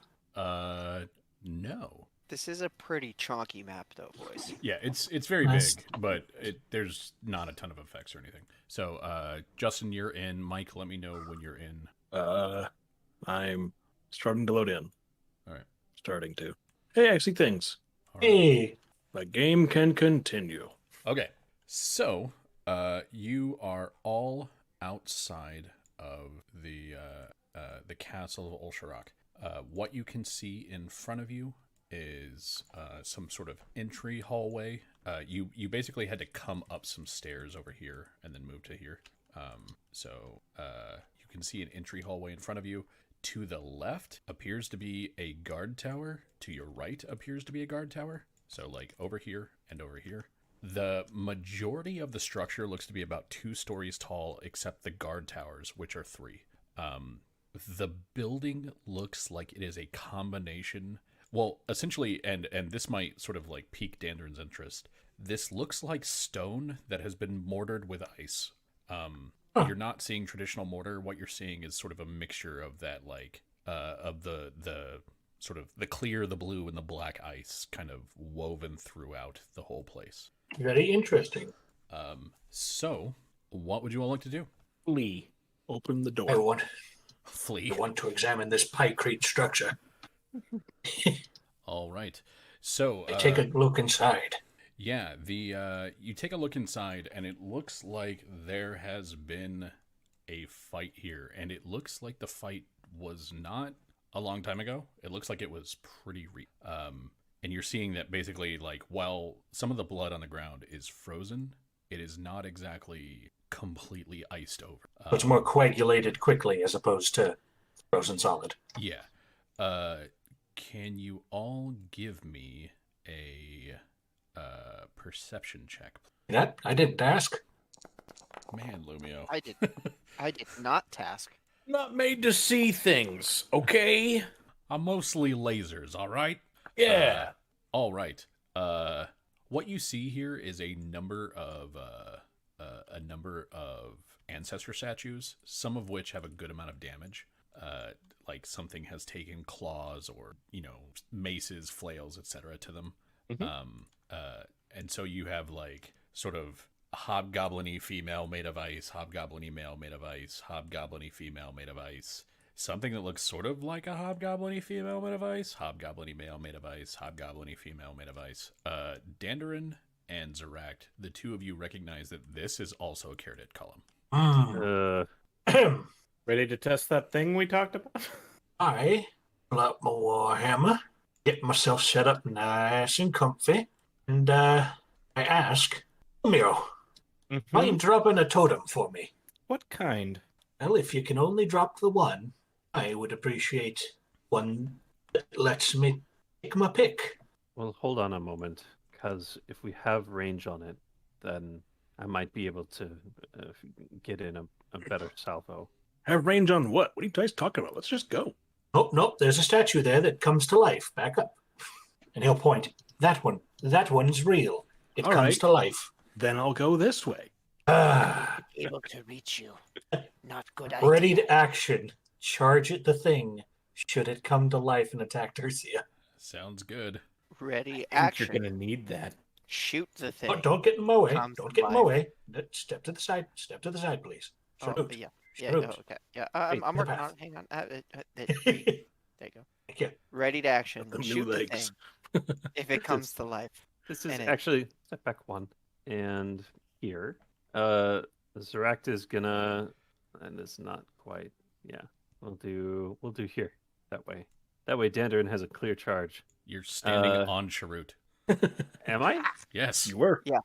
I don't see Sharut there. I see Sharut back here. Well, that's because you're standing on him. Yeah, but stop Sharut- standing on him. Sharut's, Well, Sharut, Sharut's get out of the way. token's right there. I just I'm saw right it there. move. Oh. Garut, step forward just a hair. No, Black can fire over your head. I don't know that that's true. Behind me. Sharut, step back. I Can shoot over your head. No, I need to. I can't step back. Oh no, I can. Can I step back? Get behind me. If I step back, will the statue still be in my line of sight? I mean, click yourself and step back. Is the statue still in your line of sight? I think so. Yeah. Okay. Like the token's line of sight is your line of sight. So Okay. Yes. I'm Yes, gonna, yes, I'm it gonna is. turn this down a little bit so it's not, bright red. There we go. yeah, that's fair. All right. Zeract is gonna open, Okay. and she is gonna breathe a very. Damn it. I just dropped another one. There we go. So many spell points being spent. Yeah. So a couple things real quick. Zeract is about to do a thing. That is fine. Lumio, you were dropping a totem. Can you roll to see if you Wild magic? yeah. I don't. Fantastic. Only just. That one was pretty close though. Yeah. All right. So, why does it say ice collar? It should say Keratit. That's weird. Why would it say that? That's like That's not a even a different thing. thing. What? No, but it like I'm not being funny. Like it actually should say Keratit. Oh my god, that's so weird. So It's so isn't that weird? It's a little weird. And I can still roll initiative. okay. So, I can see- Zeract, I believe you were going to kick us off. That's correct. Okay. Zeract breathes. Go ahead and give me a reflex save. A reflex save from the immobile thing on the pedestal. All right. If you'd like to automatically fail that reflex This is a save, supernatural ability, correct? see. It is I believe it is a supernatural ability. That is correct. Fantastic. Oh dear. Does a 13 make it? It does not. No. Okay. Fantastic. In that case, let me just go ahead and take 7 acid damage. You know what? I will. Okay. And at that point, it will charge you. Dun, dun, dun, dun. There were a number of readied actions that were picked. Dandarin's actions was he was going to charge it if it attacks Tertia. It is not. Sharut's was he is going to attack it if it attacks Tertia. And it is not. It is attacking Zeract. Yep. So That's true. It kicks off, and it is going to charge you, Zeract. Oh, lordy. You see it sort of come down with this huge, icy, stony fist. And that is going to be a 26 to hit Mm-hmm. Yeah, that does. for 12 damages. Okay. Yeah. So it just runs forward and wham, just right into you. And this thing just looks off. The ice on top of it is churning around the like sort of baseline stone body. Mm-hmm. It's disconcerting, and like something is at the edge of your mind here, but like you can't quite hit on it. But something's weird. And then we will begin combat. Top of the round, Sharut. Sorry, well, I wasn't there. Sun literally was just in here. My apologies. It's fine. it's all good. Neither of our ready actions triggered, so it's all good. Yeah. Sharut is going to take a 5-step back because no, thank you. And player knows this, but Sharut probably doesn't. So this is a construct. Swift action. We will scout it. Okay. Roll me a knowledge arcana. Oh, do not have knowledge arcana. You Thought fail it your would scout. Thought it would be engineering. Okay. Sharut will attack, or he'll use his move action. Engineering to only create- works if they're like clockwork constructs, and clockwork constructs don't exist in Eberron. Oh, shame. Yeah. Okay. Sharut will use his move action to create a special poison. Sounds great. Because he does not know, and fire 2 shots. All right. First shot and second shot. First one will hit. He takes 11 points of damage and needs to make me a DC 16 Fortitude save. It makes the 40. Ah, biscuits. And you Okay. said you said how much damage? 11. 11 points of damage. All right. I'm gonna read up on your damage real quick, but I will add it for now. I just gotta check a thing. 5 of that was piercing, and then 6 was from the flashbang. Yeah, I just gotta see how it works. Next up is going to be Zeract, who just got a charged punched. Yep. Zeract takes a 5-foot step. She turns and she shouts out, "We're not Corlane!" And then a bolt of acid shoots out of her fingertip. At the column. It's going to be a ranged touch attack. Let's see. So. Oh no! Wait! I got the math wrong there again. There we go. Sharut, the majority of your of your arrow looks like it did practically nothing. And Zeract is shooting it. There's a 24 hit. It's ranged AC or it's touch AC.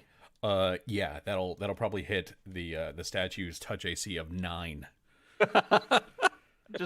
Just checking. Yeah, okay. it's Had to make sure. really weird, but it's not a lithe statue. Who knew? I mean, I should have. After that roll, I should have. But And this is another supernatural effect, right? yes, that is correct. All of the granted abilities are supernatural abilities. Okay, sounds good. So it takes another 7 acid damage. Okay, And it'll take another 2d4 on my turn. sounds good. All right. And then after that, after that is going to be the thing that keeps showing up as an ice golem. Why is it doing that? It's Golem's turn. There we go. It's a Caryatid.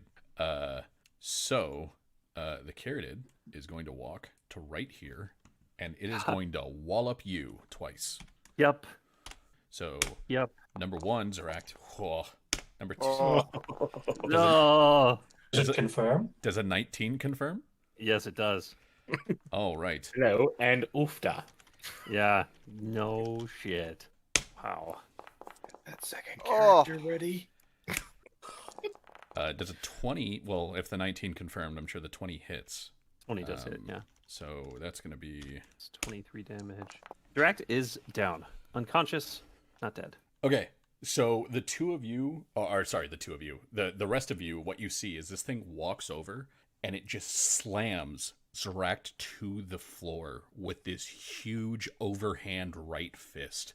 And Zeract goes down, and then with Zeract still down, it brings its right arm up, and you see the right arm split into two, and one of them looks like a fairly feminine but muscular arm, and the other one looks like this grotesque claw of ice and rime, and it just slams down on her already prone body, and then stands up. It's a very awkwardly mechanical motion as it just wham, wham, and then stands back up and looks around like it's ready to pick out the next one. Awkwardly mechanical, kind of like the Dwarmer constructs in Skyrim. I mean, awkwardly mechanical because it's a construct. Yeah. Like, Ahead of time, I'm confirming it is a construct, right? As far Technically, is about it. As far as type, yes. Whether or not you know that, I don't know. But as far as type, Technically. yes, it's a construct. Good. Oh, I'm sorry. Were you going to use an ability against it? Well, in that case. Technically, it's a goblin. Oh, goblin, you say? So you get a +1 to hit, but you can't use any class abilities. Oh. Okay, so I just need you guys to do enough damage so that on my next turn, the acid damage that I roll kills it. Tertia, it's your turn. I'm sure This that thing will happen. basically just walked by you and just dug a nice hole for Zeract out of Zeract. Yeah. And you were worried that I was going to walk by it and activate it. Acrobatics check. That's +1. The +1's to counteract the shaken condition on my character. Will Okay. that beat their CMD? Will that beat the CMD of the character? No. Cool. Take an attack of opportunity. Well, they will take it.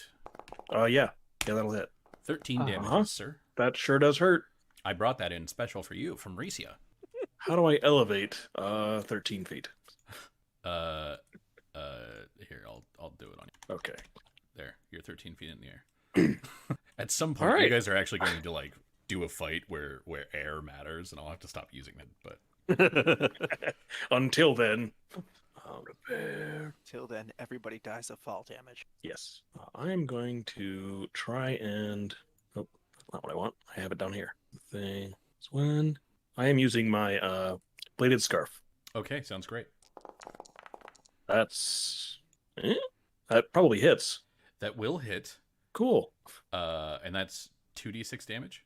It's 4 damage. 4 damage total. Okay, so you do no damage. However, Cool. your good. scarf takes 11, which is enough to give it the broken condition. I believe. Fantastic.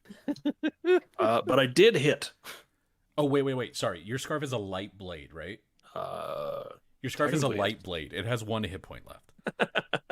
Great. So like you whip your scarf around and swing it at this thing, and you see it kind of like sink into the ice for a second, and then the ice moves in this jagged way. It sort of looks like tectonic plates like kind of slamming against each other, and you're pretty sure the blade on your bladed scarf is really bent as you whip it back to your hand. That's not good. Well, I still get this. Does that beat their CMD? I'm does sorry, not. that's a 16. A 16 will meet it, yes. So Oh, you're tripped.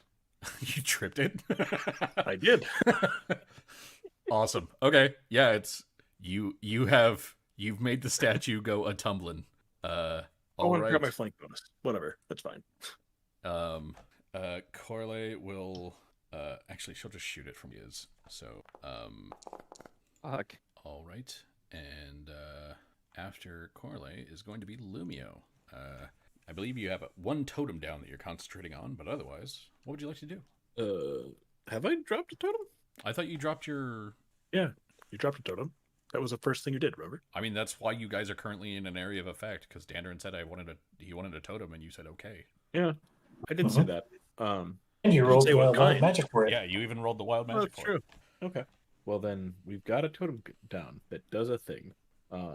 I'm gonna just keep concentrating on that and shoot it with my old, Ballo destruction. Oh, the Um, old Ballo, eh? Yeah. Um, Judging by how you've been rolling, a sphere of destruction would probably be a bad idea, but I'm gonna do it anyway. Sounds great. Yeah. Can you give me a D100 roll? I can, but I want to make it real hard for me to miss this by making it fire. Okay. If you don't mind. So that gives you a, I believe that's a 60% now. Yes. All right, go ahead and roll it. So there we go. Oh no!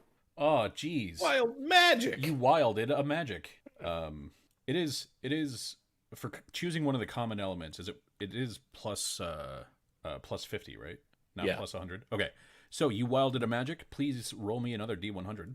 Oh, you don't see. I do indeed. 36, sir. A 36. All right. Well, if you were a 36 and I was a 36, well, then you would get the following ability. Right. The caster gains immunity to the effect's damage type or types for 1d4 rounds. Well, that's super helpful for me. Yes. And then it has to make a fortitude save, correct? Or a reflex save? Reflex, yeah. Okay. Normally, a reflex save when you're prone gives you a bonus, but since you are creating this in the sphere that they're in, I'm going to say that doesn't really apply. Because that would be dumb. It's also fire. All right. And they will roll it, and I assume fail. Yeah, because it's 14. Okay. In that case, please roll your damage. Yep. 7 damage. 7 damage. How dare you? Yeah, that's good. Yeah. It is now 31 feet in the air. All right. And it's Delian's turn, and Delian will go, nah, man, there's like 8 other statues in this hallway. Why don't we just leave? Forsidna will move forward, grab Zeract, and move back. So she's going to just move forward, grab Zeract, and Dandarin. Oh, it's prone and I'm flanking it, you say? It's prone, and you're flanking it. It's a construct, you say? Technically, yes. All right, Eric. Everything is in your favor. Time to roll some ones. Yeah, do it. Do it. I Use don't that want hero to see point it, but now? also, I kind of want to see it. No. He did No, roll that 2 is- ones. That is not a... Okay. You Can I spend a hero point to re-roll the damage roll? No, only the d20. Oh well. All right. So you thwack it a mighty. There is a I point am of order. doing bludgeoning, if that matters. What's the point of order? The point of order is that Lumio's target totem is up, so he can select another target to make another roll. There is no other target unless he wants to hit Corley, which you're free to do. Doesn't he get to choose what targets? Like, There's only one So, target. it has- so there's only one target within range, and since it's a construct, he can just use thundering blows on the construct. oh, okay. Sorry. Yeah. Correct. So he Many is parties, he is thank you. able to get all of his thundering blows damage since it's a construct. Normally he's just hitting people in their weapons and their armor, and they're taking a little bit of the damage that gets through. Okay. Um, Okay, cool. He just didn't roll super great on the damage. So Dandarin, that's 13 damage total because that's all one hit. Of that 13, it will take 8, and then a thing happens. Your hammer takes 1 point of damage. Mm-hmm. I believe that's correct. You have a... Is a magical +1 hammer, so its hardness is higher. Oh, yeah, that's true. Its hardness is higher. Your hammer takes no damage. Man, 3d6 is just not enough to, like, really drive it home. It needs to be 4 or 5. Bladed Scarf is a 2-handed melee weapon. There's no fucking way I'm giving it as much hardness as a 2-handed melee weapon. It's a scarf with a I knife. agree. It's a scarf with a knife at the end. I agree. Just Making sure it's correct. yeah, like Dandarin has a one-handed metal hafted weapon. Which is that's what I'm counting his hammer as, because I imagine he wouldn't use a wood hafted Oh God, no! I'm a dwarf, please. So yeah. So you take the big swing. It does not look completely done in, but you have all done some damage. And what would you like to do now? Do you have a move action or anything like that you wanted to do? I'm content to just sit here and get ready to hit it again. Okay. You can always hero point and hit it again. It's never worked for me before. It's never been a construct before. We never had 3D dice before. Nice. I do it. Okay. So that is definitely going to hit because due to being prone and flanked, its AC is like 8. And then you are going to do 12 damage, of which it will 7. So, Dandarin, as this thing starts to push itself up off the ground, looking at you, and you like smack it, and you see the face kind of deform a little bit, and then the ice on the face just sort of like moves into place of where you deformed it, and it continues to push itself up, and you just wallop it on the head, and wallop it on the head, and wallop it on the head, and it goes down. And I'll wallop it again to be sure. You have defeated the Keratin, and we're out of combat. Sharut, heal, Zorak. Root, how's our act? Got hit very hard. Large bump on head. We will do not a salve. We will do a charge. One good berry. A single good berry, and no more. You might as well. No, because Zorak doesn't heal a lot from good berries, right? What? Why would Zerax not heal from the good berries? No. You heal from good berries, but okay. So, Sharut You ate will your give. cap already. No, we rested. Yeah, everybody's cap is it's a daily cap. Yeah. Sharut will give Zorak a good berry. Okay, so But- Justin, if you want to roll that. Zerax stands up.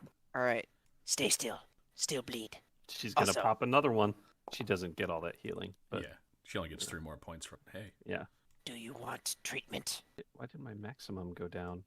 Yes, that would be appreciated. what do you mean your maximum? Like your maximum hit points? Yeah, I don't know. something fucking funky happened there. Okay. Oh, I see it. Wow, that's 11 plus 15. Yeah. Okay. You heal. It's 12. Yeah, 12. Yeah, you heal 12.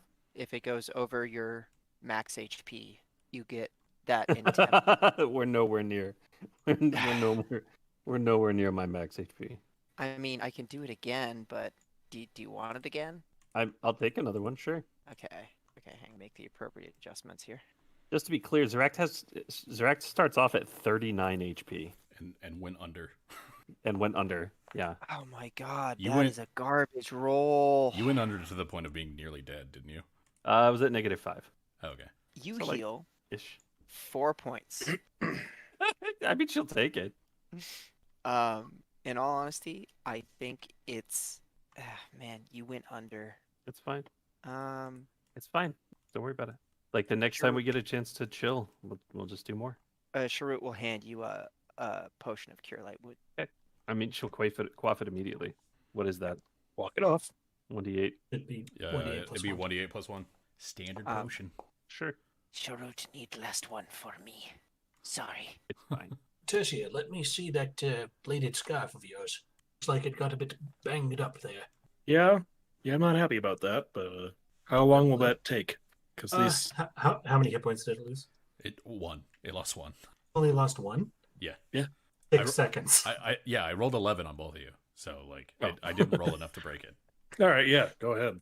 Yeah. To Dander, and he just goes, bend, bam, Yeah, bam, bam. he There like you go. sets it against the other statue and goes whap whap and just gives it back and it's straight now. Oh. Blacksmith is a stupid class. Blacksmith is it's- the best. It's very fun when you're playing an Iron Chef. All right. So, what would you guys all like to do now? Let I mean, us obviously, we have to keep slowly- going. Slowly but surely. Look, and John Eric even gave us a hint. Look, these ones are Don't call blue, me Shirley. and this one's black. You don't. Oh, Like he hey. knew. You don't say. It's like there's a queue. Right. Zeract is up and no longer prone nor unconscious. And I can't remove those for myself. Wait, yes, I can. There we go. Dandarin, Hmm? think best if I scout, yes? Be careful. Not in the mind of being attacked. But it looks like a few of the doors are already open. Especially careful. Yeah. Remember, some group came in here before us. As you continue along, Shrewd, if you want to give me a stealth roll. Yes. Are there any pebbles? Pebbles? Yes. We find like 9 per square. Yeah, so you mean like, so in terms of like general rubble and stuff like that? Yeah. Sure, we'll pick up a few. Okay, sure. And he'll say, We'll throw 1 when you should advance, 2 when you should not. Fair enough. yeah. So, 26 on the stealth. Okay. So you here's the thing.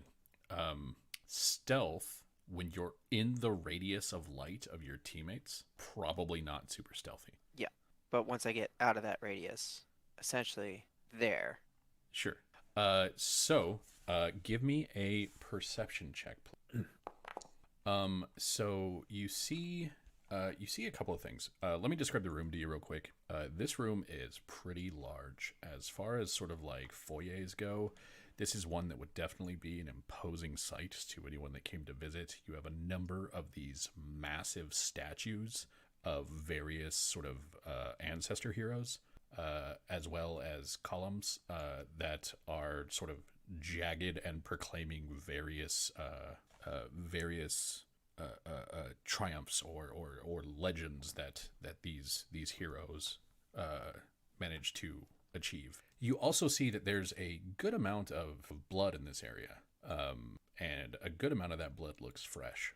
Right here, and I will draw it stick figure style so that you can see it. Right there is the sort of desiccated body of a minotaur wearing a metal breastplate and clutching a great axe. The great axe is kind of like up here. Minotaur looks like it has been sort of torn apart and then just like drained dry. It looks like a husk, but it's not covered in ice, unlike a lot of the rest of everything that you're seeing. The roof of this area is a good 15-ish feet high, but starting at about the 10-foot mark are some rafters that go through, and you see in the rafters not so much a pair of eyes, but you see a face watching you. The face, very notably, does not have eyes. The face doesn't even seem like it has much in the way of skin, but you do see a shadow kind of move behind the face that tells you that on its back it does look like it probably has a pair of tentacles. Knowledge planes? No! No! Why do you show this to me? Why do you do this to me? Because they're I think he's cute. They're properly terrifying. Sleep is not something I get. You see that one basically hiding in the rafters right here. Sorry. I'm gonna assume that there's more in here. Sharut's gonna sneak back out of the room. And he's gonna say in a lowered voice, that was a dull gaunt, right? Yeah, that's a Dolgon. Dolgant in rafters. Other room, Minotaur corpse. Think part of your party. Tertia. Caution. Suggest Dandarin. Take point. Was there anyone else in there besides the Minotaur? Shorut only saw Minotaur body. I will eventually need to go in that room. Then best do now and quickly. Do not think Dolgant saw me. And Sharut will he'll point in the direction of where he saw the Dolgant in the rafters. Rafters, yeah, isn't that right? A Dolgon in the rafters. Pretty good band name. Yeah. You see what you got up there is Dolgons. It'll take you probably have a pack of them, probably 200-300. It's gonna get real nasty in here. Are these? I'd suggest moving. Would you consider these Dolgons to be goblinoids, though? Not anymore. Once they get in the rafters like that, you'd have to consider them like more of an undead type or something like that. Okay. So like not technically then, not technically. No. Yeah, you got to get your holy senses and stuff like God that. help you if they Poke get 'em in your marble columns. out. Oh, When not they- in the marble column. As soon as the Dolgons get in your marble columns, at this point you have to move. When yeah. they jump though, they turn into an avian type. You just have to be aware. They turn into an avian type. They're just Pokemon. Does it have wings? Well, it's flying type. I mean, it's terrifying because they just scream Dolgant. Awful. What is it saying? What is it communicating?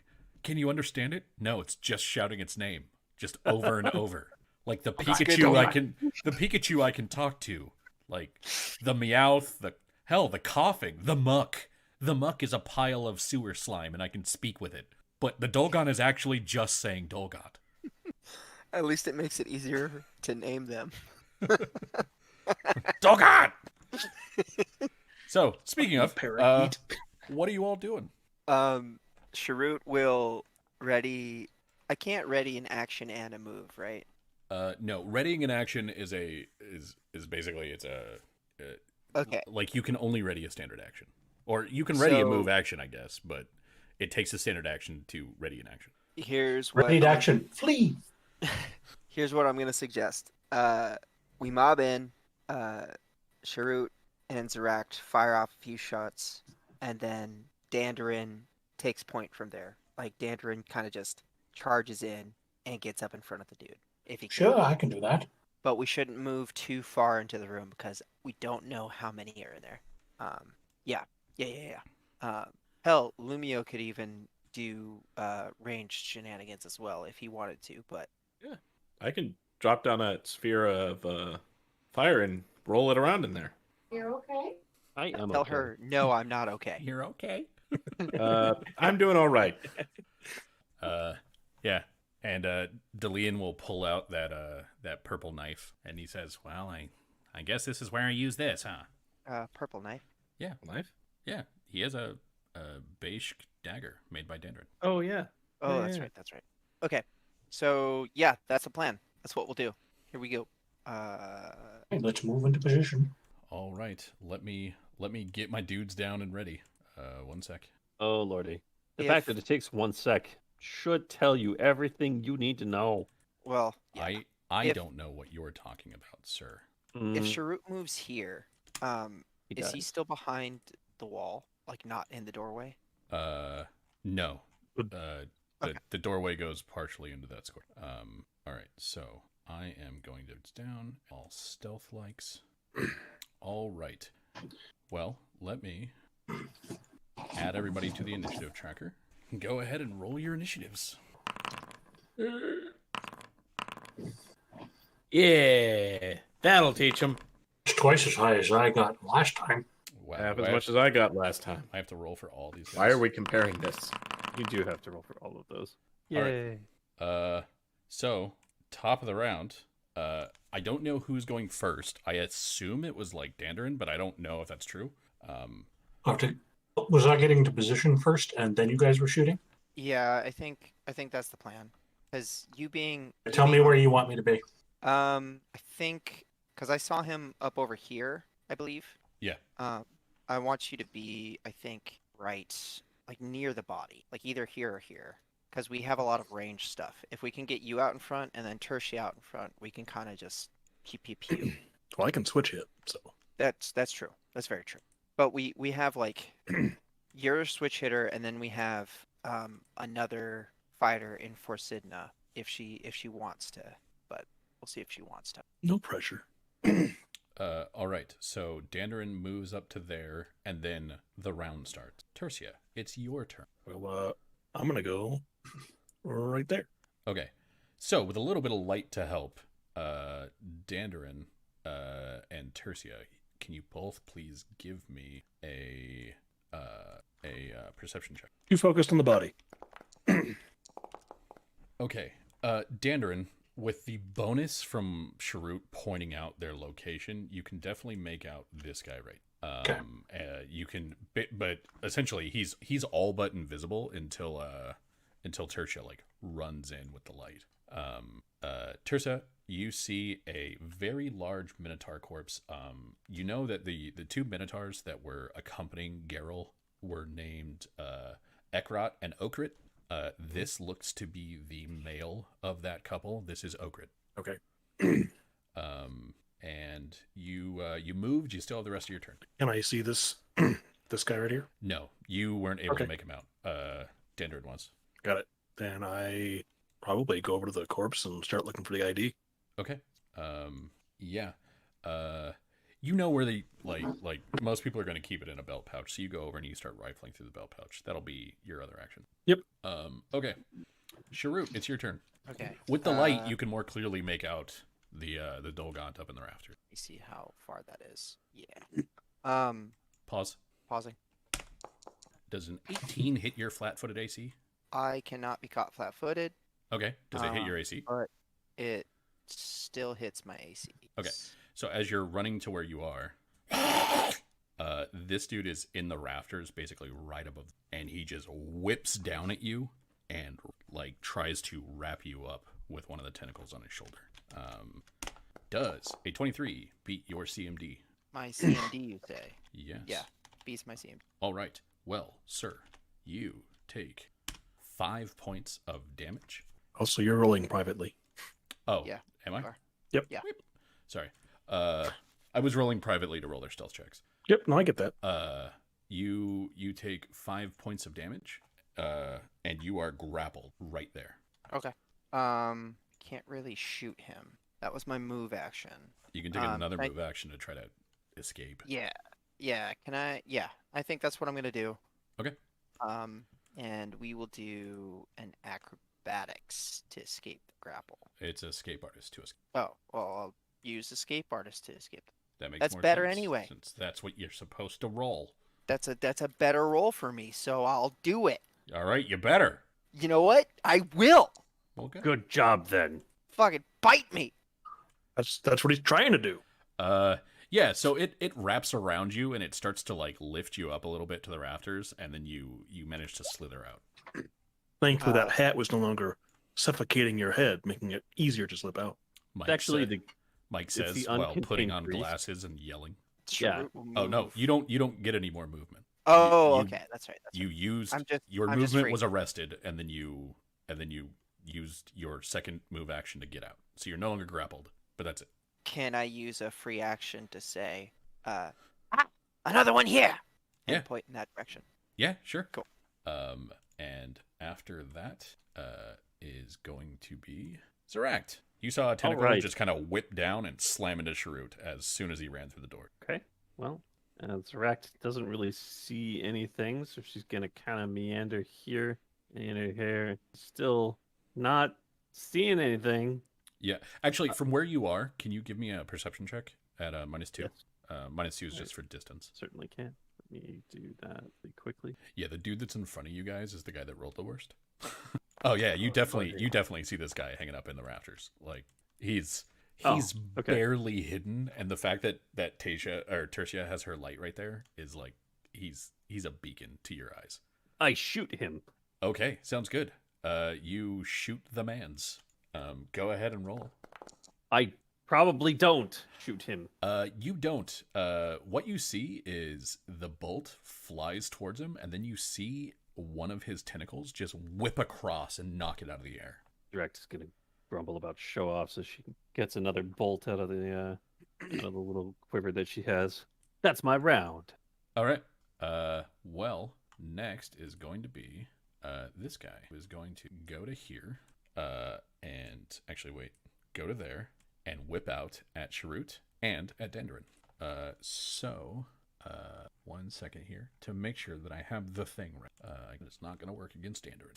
Dendron, does a 20 hit you? Oh, does not. Sharut, does a 25 hit you? And does a 24 confirm? 24 does confirm. Well, Oh no. that is going to be here 8 points of damage. It is then Okay. going to attempt to grapple you, which it does. It does indeed. And because I took my penalty, you are now suffering from a bleed condition. I am bleeding. You are indeed. Basically, you will bleed every round on your turn, I believe. At the beginning of your turn, you will bleed for 1d4 plus 2. Okay. All right. After that is this dude who is going to do the same thing. But he is going to move to... Actually, he is going to just whip out at you and Lumio. I haven't even done anything.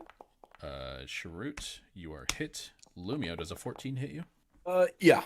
And are you immune to bleed? I forget. That's not something I have. One readily sec. available. I will check. Yeah. Thank you. It doesn't say that you're immune to it, so yeah, you you are vulnerable to bleed. All right. So, both of you, you said a 14 does hit you, correct? Yes. Okay. Both of you will be taking the bleed damage each round. Sharut, Okay. it doesn't stack, so you just take the biggest one. And they're the same. They're both 1d4 plus 2. So you just take 1d4. And then both you will take some damage. So Sharut, you take 4, and Lumio, you take 5. Jerk. And after that, you'll see him whip his tentacle sort of up into the rafter, and then he just kind of like swings away with it. Delian. It is Delian's turn. And Delian will move up here and then to here, trying to figure out the best way to get a flank on this. Corley will move to there and shoot this dude, and will hit for 11. Frisidna will move to here, look at Zeract, and just shut this door. Say, I can reopen it if need be, but let's not give anything done this hallway the chance. This is fine. And then this dude is going to move to here and whip out at Tertia and Dandrin. So, Tertia, Dandrin. Yes. I believe that's misses on both of you. All right. Dandrin, I believe I am considered flat-footed. no, you started the combat. Oh no, wait, you didn't see him. Yeah, you are Right. considered flat-footed. That does hit. Okay, so in that case, 1d3 plus 2. You will take bleed, and he will do 3 points of damage to you. And now it's Dandrin's turn. No one makes me bleed my own blood. But that guy did. And we're just gonna. I'm gonna try and hit it in the tentacles. Okay. Totems are up, right? I don't know. Nope. There's no totem up. Okay. No, I was just checking. Did Lumio drop a totem? Not yet. Yeah. Haven't had a turn. Then yeah, Dandrin's just gonna shift over here, hit him in the tentacles. All right. You smack him in one of his tentacles, because you're allowed to target one weapon at a time, correct? Yes, as long as they're counted as separate weapons, then yes, They it's are. only one of them. Yeah, it has two tentacle attacks around. So you And I hit smack him him in in- the tentacles. A tentacle. All I right. hit the tentacle. He takes 9 points of damage and a -2 penalty on attacks with that tentacle. All right. So, yeah, he didn't like that. That was a good hard hit, and he ain't happy. It looks at you and says something that sounds sort of like Dolgant. I don't know what that means. Dolgant. Dandarin. All right.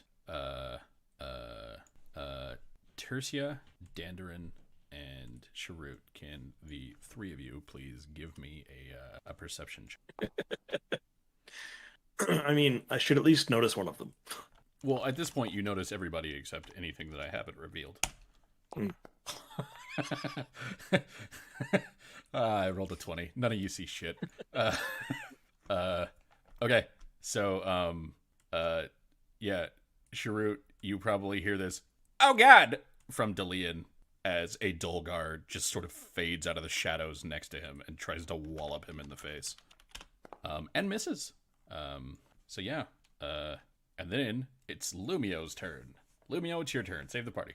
I leave. Lumio That's how I goes. saved We'll the remember party. this. Lumio goes, "Welp," and shuts the door. Those idiots went out without us. Let's see here. First of all, you are bleeding, so please take some bleed damages. It is No. 1d4 plus that many. You take 3 points of damage. All right, fine. Yeah, get down it. Let go. You didn't see any of that, didn't you? You know. Yeah. It's more fun when other people can see you fail too. All right, that brings me down to 18. Cool. And sorry, I'm considering my options here. I'm gonna use my move action to drop the totem of multi-hit, Okay. or foresight with spell point to make it so I don't have to concentrate on it. Sounds good. And then I'm going to roll 1d100 for that. Do it. All right.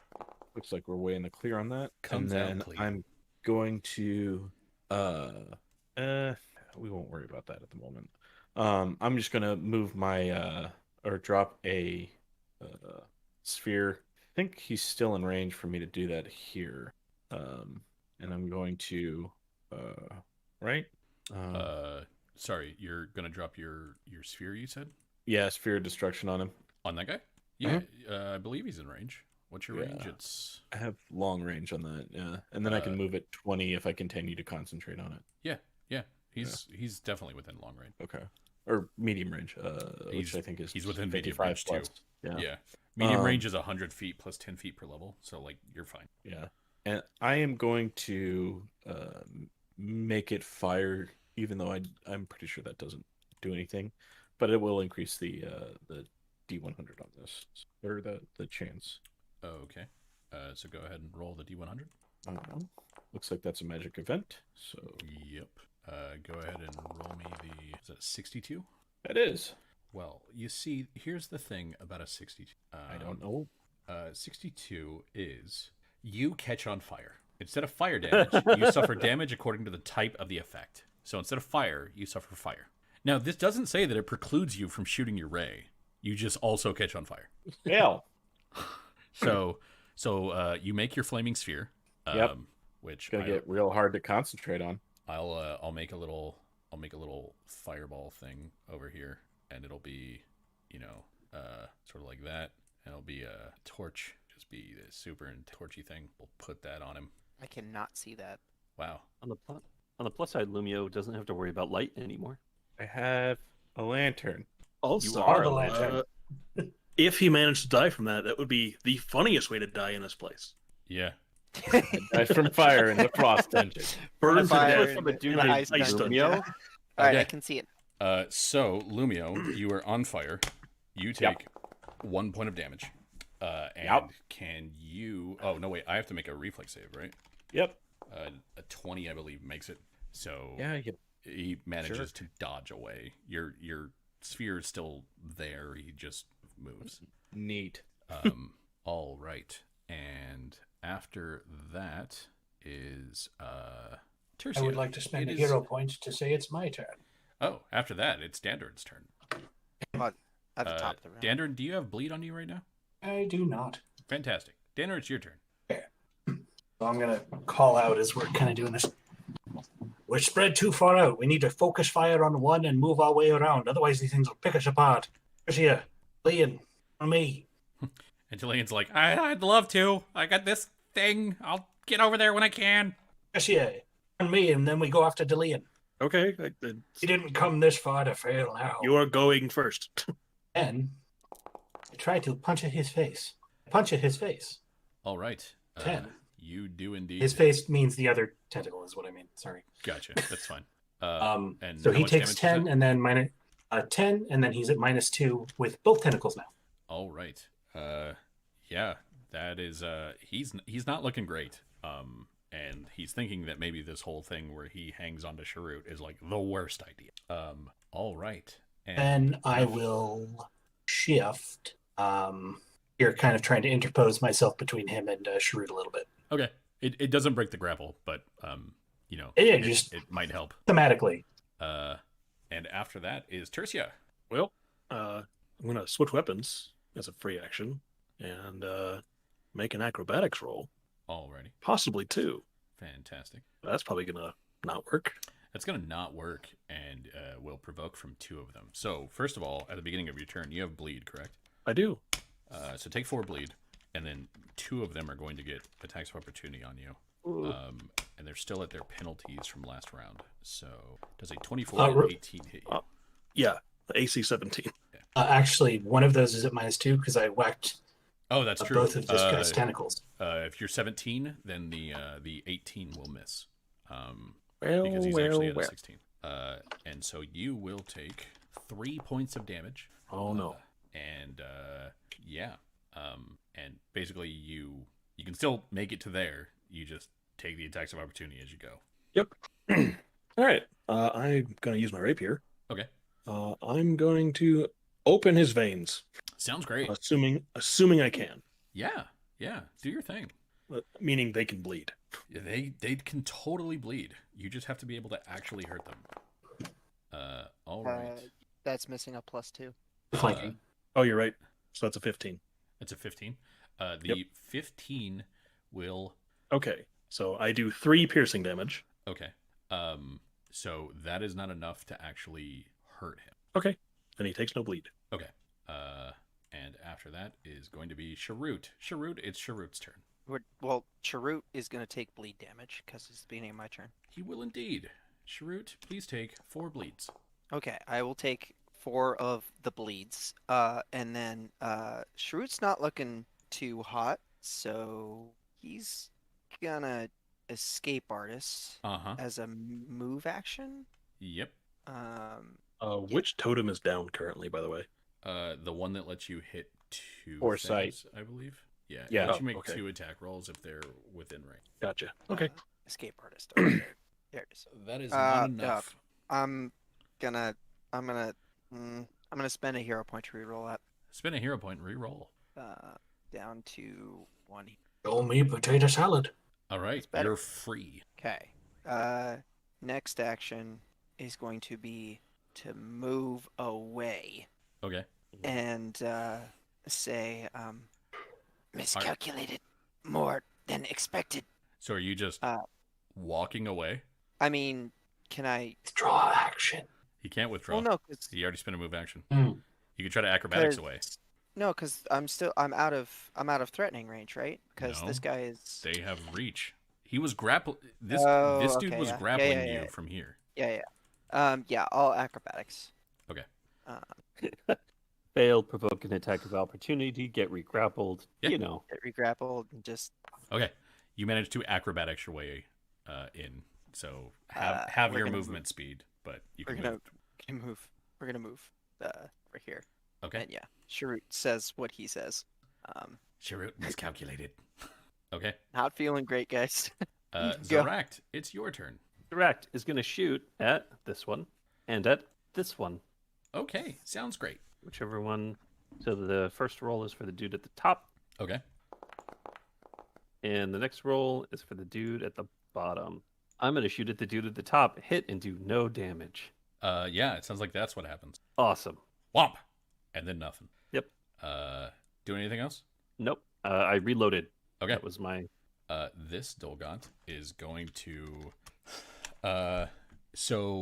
What you see is it whaps a tentacle past Dandarin and then swings away on it. So it is going to move. He Tarzan's across the room? Yep. Amazing. Dude, when I found this ability, I was like, this is fucking dope. I don't even care if it's not technically sound. I'm doing it. So yeah, it whaps across and it basically grabs a rafter right here and then swings the rest of the way over to you. I love it. Is it doing that as a withdrawal action? Nope. This is not a movement that provokes. This is a How? let me read it to you there, friend. The Sure. athletics climb talent of rope swing. And I was Sounds like pinata swing, if you'd ask me. yeah, and I was like, oh shit. And basically you can move to within the distance of where your rope is secured. And if you want to use a weapon, like a grappling weapon, you can only move as far as that goes. Yeah, it's real neat and I like it. So he leaves. His tentacle goes 30 feet? No, the tentacle goes 15. So the tentacle goes to here. And then he moves the 15 feet away. So like basically he's moving to the spot and then away from the spot. Okay. So it's like a proper like pendulum-esque rope swing thing. Yeah. And then speaking of, the other one is going to move up to here and then whap at Dandrin. So seeing that the whap of his brothers did not work correctly, he is not going to take the -2 and will still fail. Clankety clankety. Delian is going to withdraw, or not withdraw, acrobatics the hell out of the way. I believe he's at this. Delian's going to get smacked.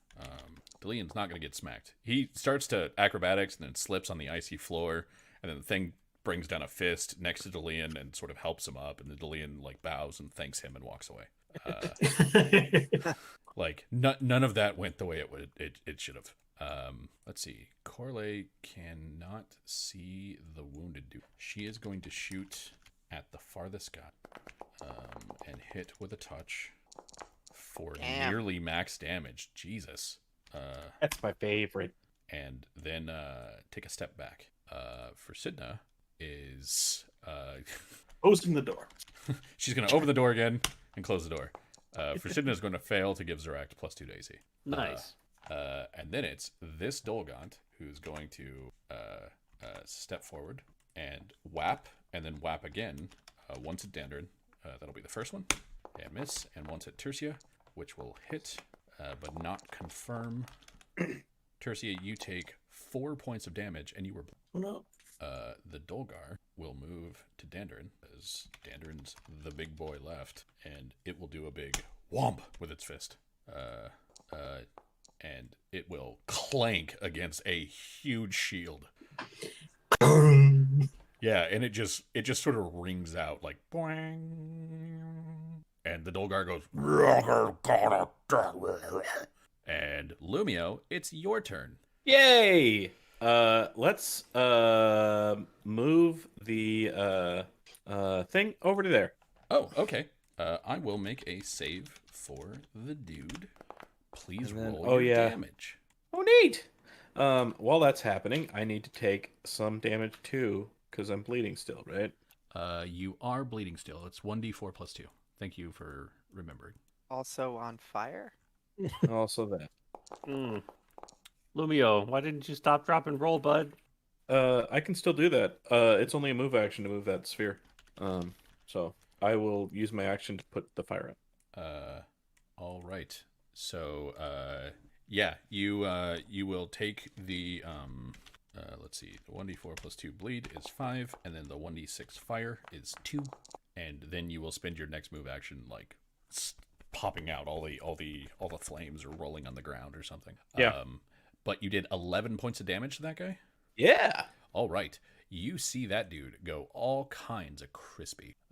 And he Nice. is a deaded. Something about 19 feet in the air is deadly to them. Yeah. Yeah. He doesn't even hit the ground either. It's real weird. Weird. Top of the round is Dandrin. Dandrin, what would you like to do? You little hoser. A. Liam, flank this one and stab him with that dagger I handed you. We should leave. We don't have that option right now. We need to kill these things before we can do anything else. I mean, the door's right there. Direct closes the door. If you want to run, I'll hold them until you get away. That's real kind of you, and I will tell everyone of your glory. And then I will swing at the fist and then at its chest. So Okay. first attack is to its hand. Second attack is to its bits. To its natural And armors. I will take the shot to its hand, and it will take 7 if that hits, if a 19 hits. 19 will hit, and it'll take 2. It takes 2, but it also takes a -2 on its punches. Ooh. All right. You do anything else? And then, yeah, I'll just stay right where I am. Okay. Tell everyone to help me kill this one. Focus fire. After that is going to be Tertia. I'm gonna quick change to my chakram. Okay. And am I in the area of effect for the totem? Are you in the area of? Hold on, because that's a. I don't see you. That's a Yeah. thing. Yeah. So basically, if because the module's not working, if Lumio can't see you, then no, because he's still in the square for the Okay. totem. Just wanted to make sure. Yeah. In that case, I am targeting this guy. We're gonna do a push shot. Ooh. Jeez. Does that crit? So what was the confirmation? A 15? 15. On who? On that one. Yes, that will crit. However, it might not at all. 1 second. Sorry, man. Arrow deflected. Ugh. Okay. When you normally be hit with attack from a ranged weapon, you can deflect it, so you take no damage from it. No, that's fine. I also have that talent. Yeah. You throw it, and it just it hits it away, but it hits it away still in such a manner that it bounces off the floor and then a statue and then right back to your hand. Just as planned. Yeah, just as Well, planned. You know what? I'm starting to think that Leon has the right idea. We should leave. Go right there. All right. After Tertia, Sharut. Give me that bleed damage, please. Oh, Dawson bleeded? Dawson Oh, that's bleed. right. Me too. Okay, so Tertia, you take 5. Sharut, you take 3. Question. Sharut, You saw a big chakram just sort of float in and then get smacked aside. You had a question. What's up? I believe I still have a good berry. Does a good berry stop bleed damage? Any It did healing, magical healing. any healing stops bleed damage, or a DC 15 heal check will stop bleed. Okay, I will eat a good berry. And is that a standard action or a move action? That'll be it's a standard action, just like taking a. Okay. Yeah, I'll eat a good berry. What's the? It's a 1d8 plus 3. Yeah, D8 plus 3. 'Cause fuck that bleed. You heal 5 and are no longer bleeding. Okay. Sharut will move there. Okay. And I suppose swift action scout. Sure. What are you And, scouting? it doesn't matter. They're probably both the same. They are not guy. the same. That guy's a Dolgar. The other two are Dolgans. So that's why I'm asking. Well, I mean the same. I assume they're the same knowledge skill, but I could be wrong. Yes, but I need to know which one you're scouting in case their abilities are. That one right there. That one. Okay. That'll be one. Dungeoneer. Okay, I can As do it that. is an aberration. So it's one of the general Kyberborn aberrations. It has a damage reduction of 5/Besh, but no particular weakness abilities other than that. Okay. Yeah. Sharut relays this. Okay. Weak to best weaponry. No other way to pierce thick hide. Zeract, it's your Yes. turn. Phenomenal. I will shoot at them ineffectually. Most likely, yes. Yeah, it seems like a wait. Step forward. She is gonna breathe a 10-foot line of flame on this horrible depiction of something other than what it is. Yeah, it's a weird picture of a Dolgar. God damn. Weird skinless, hairless bugbear. I hate it every time. I'm gonna get it. There's a different thing that bugbears can turn into.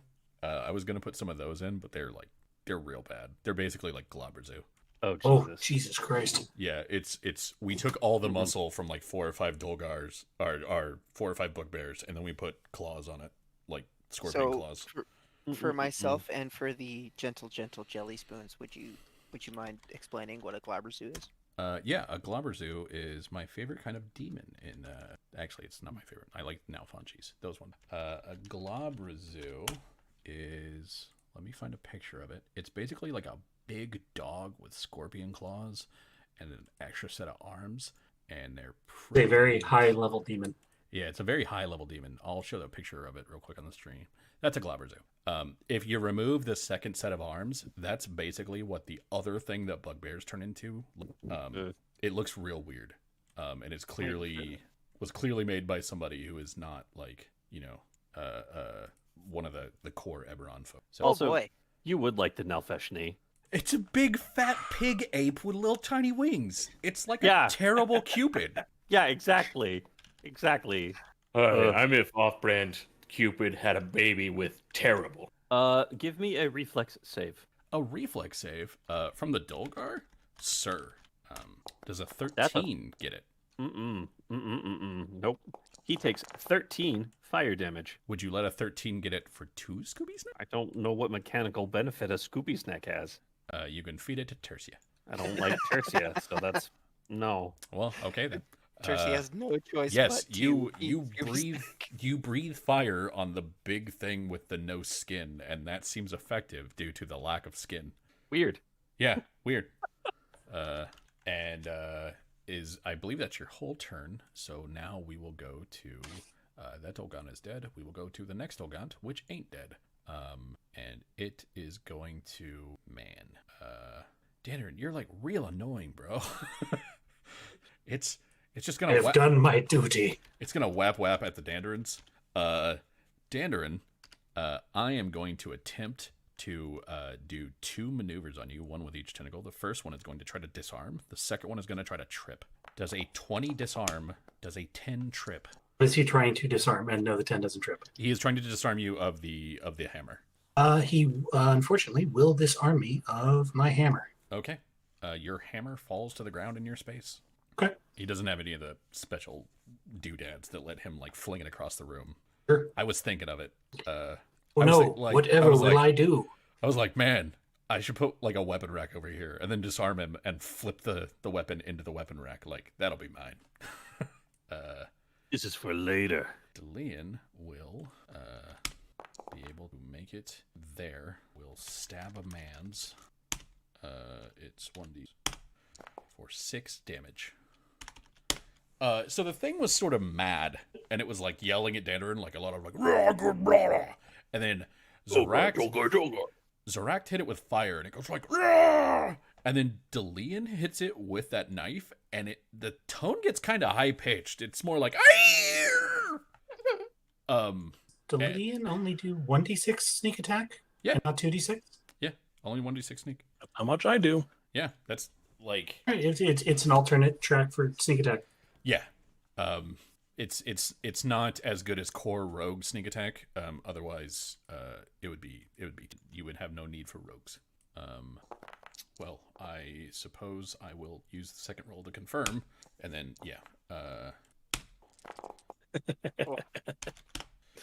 Weep. yeah, that sort of like zigzagging lazy blow sort of sweeps past your head. Our lazy blast, Lumio, sort of sweeps past your head, and then past the head of the Dolgar, and then about right here in the air, it just pinpoints on this thing and goes, "Pachoo!" And the Dolgaunt screams in pain. For Sidna, will Zorak, you get a +2 to AC. Nice. The other Dolgaunt is going to okay, so this thing happens, and go with me here. It grabs this hammer, and then it grabs this rafter, and then it moves away. Picking up a weapon in my square? Yep. Well, I shield bash it. Sure, yeah. Well, no, it's It's not a free work. action to pick up a weapon from the ground. it's It's not a move a action, and it's in my square. no. I get that. No, I'll allow that. Yeah, go ahead and shield bash it. Tower Shield Mastery says I shield bash with Tower Shields. I No, am it's not disarmed. it wasn't the tower. It wasn't the tower shield. The tower shield mastery thing I was talking about. It was the normally when something attacks into your square and they're not in your square, you can't actually attack a body part. But fuck it, I'll allow it. It sounds neat. I slam my shield down on its tentacle. Yeah. So this will be for my hammer because I do the same damage, but I'm giving it a -1 because it's not an enchanted shield. Okay, and That's this unbelievable. is just a shield bash, right? This isn't a thunderous blow because. I can thunderous blow with my shield bash, but if you're saying I can't do that as my attack of opportunity, then that's fine. Yeah, that's what I mean. I I will know just- that you can do it with your shield bash, but not with the attack of opportunity. Then yeah, I'll just roll the regular attack then with my Actually, it says whenever you hold on, reading. That's, in all honesty, that's still pretty. No, simple. it actually says I when love a it. blacksmith makes an attack action or an attack of opportunity. So fucking go for it. Do it, man. Do your thing. Stupid mithril tower shield. Who gave you that? What the shit, man? How hard did you just hit him? So I hit him for 11, and he's at a -2 to hit with that tentacle. All right. He will definitely take the 6 points of damage and just like he thought he was being so clever, and then you're like whap, and he swings away going hi. That's mine. Okay, so I know Travis isn't here, but Travis has earned the ire. And this Dolgar is still fucking useless. All he has to do is hit to be neat, but no, he cannot and will not. Lumio, it is your turn. Andy? I think he's away. Yes, he is away. He is away. Andy will Use his Eldritch Blast. Lumio will move this thing over to and see if that works. So the Dolgaunt will roll a save, and it won't do anything of Lumio does take bleed damage if he hasn't been healed yet. Lumio does. He's not on take- fire anymore. He does take a bleed damage. He is no longer on fire, so he takes 6 Yeah. bleed. He takes 6 bleed. He moves the fireball that way to hit that Dolgaunt. The Dolgaunt dodges. Lumio takes. Ow. Okay, I'm gonna die if I take more than that. I cannot heal you. You can stop the bleed. You can't heal him. Oh, okay. You make the heal test. Check. Dandarin, it is Hmm? your turn, sir.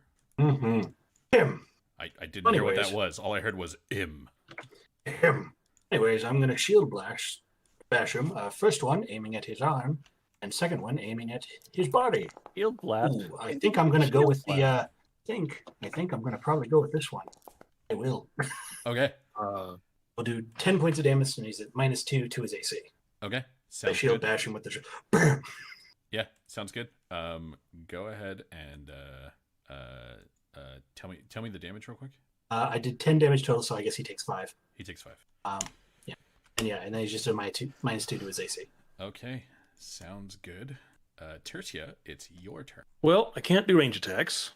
I can't use the rapier. All I got left is the scarf. Make an attack of opportunity. Gladly. Would you like to 5-foot step back? You missed. This poor, stupid Dolgar. You have been fainted. Okay. He goes, huh? And Lord, is that that's- your whole turn? That's all I can do. I can't do another attack. All it right. does have kind of a shocking resemblance to Tim Allen. I will give you that. Sharut, it is your turn. You have stopped bleeding. None of the rest of your colleagues have. Oh, right, and bleed damage. Oh, fuck. I thought I rolled that for you, but I didn't. I rolled that for them. Yeah. You take 3. Oh, good. What's the DC I have to make to stop the bleeding? 15. DC 15. So it's you basically just have to say I spend a standard action. I make the check. Okay. Actually, no. Hold on. If I need to check my heal skill, hang on, because I think it's because if it's 13, I can still fail. Yeah, it's 13. I can still fail on a 1. Okay. So I do have to make the check. Sounds good. Yeah. On the rest of your party, if you choose to restore HP, that will like you can choose to stop the bleed as a standard action, but you're a scholar. You can also restore HP as a standard action. If you restore HP, that'll also stop the bleed. So I can't restore HP with Lumio. I know that you can't do it with Lumio because he's a Warforged and they work all weird. But which is like fine because I get a +2. I'll get a +2 when I restore HP with everybody else essentially. That works. And after that is going to be Zaract. Zaract, it's your turn. You see two Dolgaunt, one of them sort of making a break for something, and you see a Dolgar in front of you. What would you like to do? What I'd like to do is have more clear line of effect, but fine. I'm gonna refire again. Give me another reflex save. You know what, sir? I will do that thing. Fun. He'll probably make wow. Ooh. He takes another 7 fire damage. Yeah, he's out. Making it count. That should be 33, not 3. The Dolgar goes up in hot flames and just with Dander and shield bashing and Delian's gut stabbing him the whole way. Bam, bam, bam. Hersey is just in the background dancing, apparently. I'm assuming that like Dandarin just keeps shield bashing him, and at some point Delian's like, "Stop!" Yeah, basically. Stop! He's already dead. So, sorry, My toes. Zaract, that was a standard action. Did you have a move action you wanted to make? No. Okay. Everybody's in the way, and I don't want to get in the range of that shit. And then, I mean, if you actually moved in, that's you not wouldn't true. be in range. Yeah. Zaract is she's gonna shift in, so she's gonna do 5, 15, 20, 25, 30. Okay, sounds good. After Kristen that, is just like, God damn it. I'm going to roll a will save. Probably not gonna make page the stats. An idiot. Like a good GM. Yeah, like you do. It runs. It just runs. Is going to all out run away. So it goes up to here. And let me check to see if anybody can actually see where it's going. Zaract, you have a chance. Actually, Tertia and Zaract and Delian, you're all in the room. What you see is it runs to a set of stairs, and then it disappears up the stairs. And yeah. After that is Delian's turn, and Delian goes, "Well, hey, we did it." Not yet, we didn't. And after Delian is going to be Corley. who's going to say, Zeract, get back here. And then, like, sort of walk forward and then realize that, like, and then just stand there. And then Forsidna's going to do basically the same thing. Zeract. And then you see Corley just kind of put a hand on Forsidna's arm. And Forsidna kind of looks at her and sort of shrugs. And next Dolgaunt does the same thing. He's, and runs. And then we're out of combat. I dead-ass sprint after that one. If that's what you want to do, that's what we can do. But that's going to be another encounter next week. Yep. So I You want do to say that this. alone. Did it drop my hammer? No, it didn't. I'm dead-ass sprinting after that one. Okay. All right. So we will probably start doing that next week because I believe you're going it alone because right now the rest of your party is still kind of bleeding. Uh-huh. I'm So- going to base So tune Good in night. next time for Dandarin's lone excursion into the haunted castle. I'm Will not there be too worried ice? about Yeah, Dandarin. probably. I mean, that's what He's- a lot of this has been. He's I the like- only one that didn't get hit during that entire combat. Yeah, it's I like, like the idea of Dandarin ping pong balling through the castle corridors, hitting black ice, and just constantly losing days off of his memory. where did I get this shield? No matter. This must be why I'm here. I It's just have great. to find my way out. And he walks down the hallway and slips and then like Big- hits his face and he loses some wisdom and he stands up and he goes, I gotta get my way out. And he just heads the other way. And it's just that. He never even leaves that hallway. So we'll see if that's what happens next time. It's probably going to be what happens next time. So see y'all next week. Thanks for watching. Goodbye.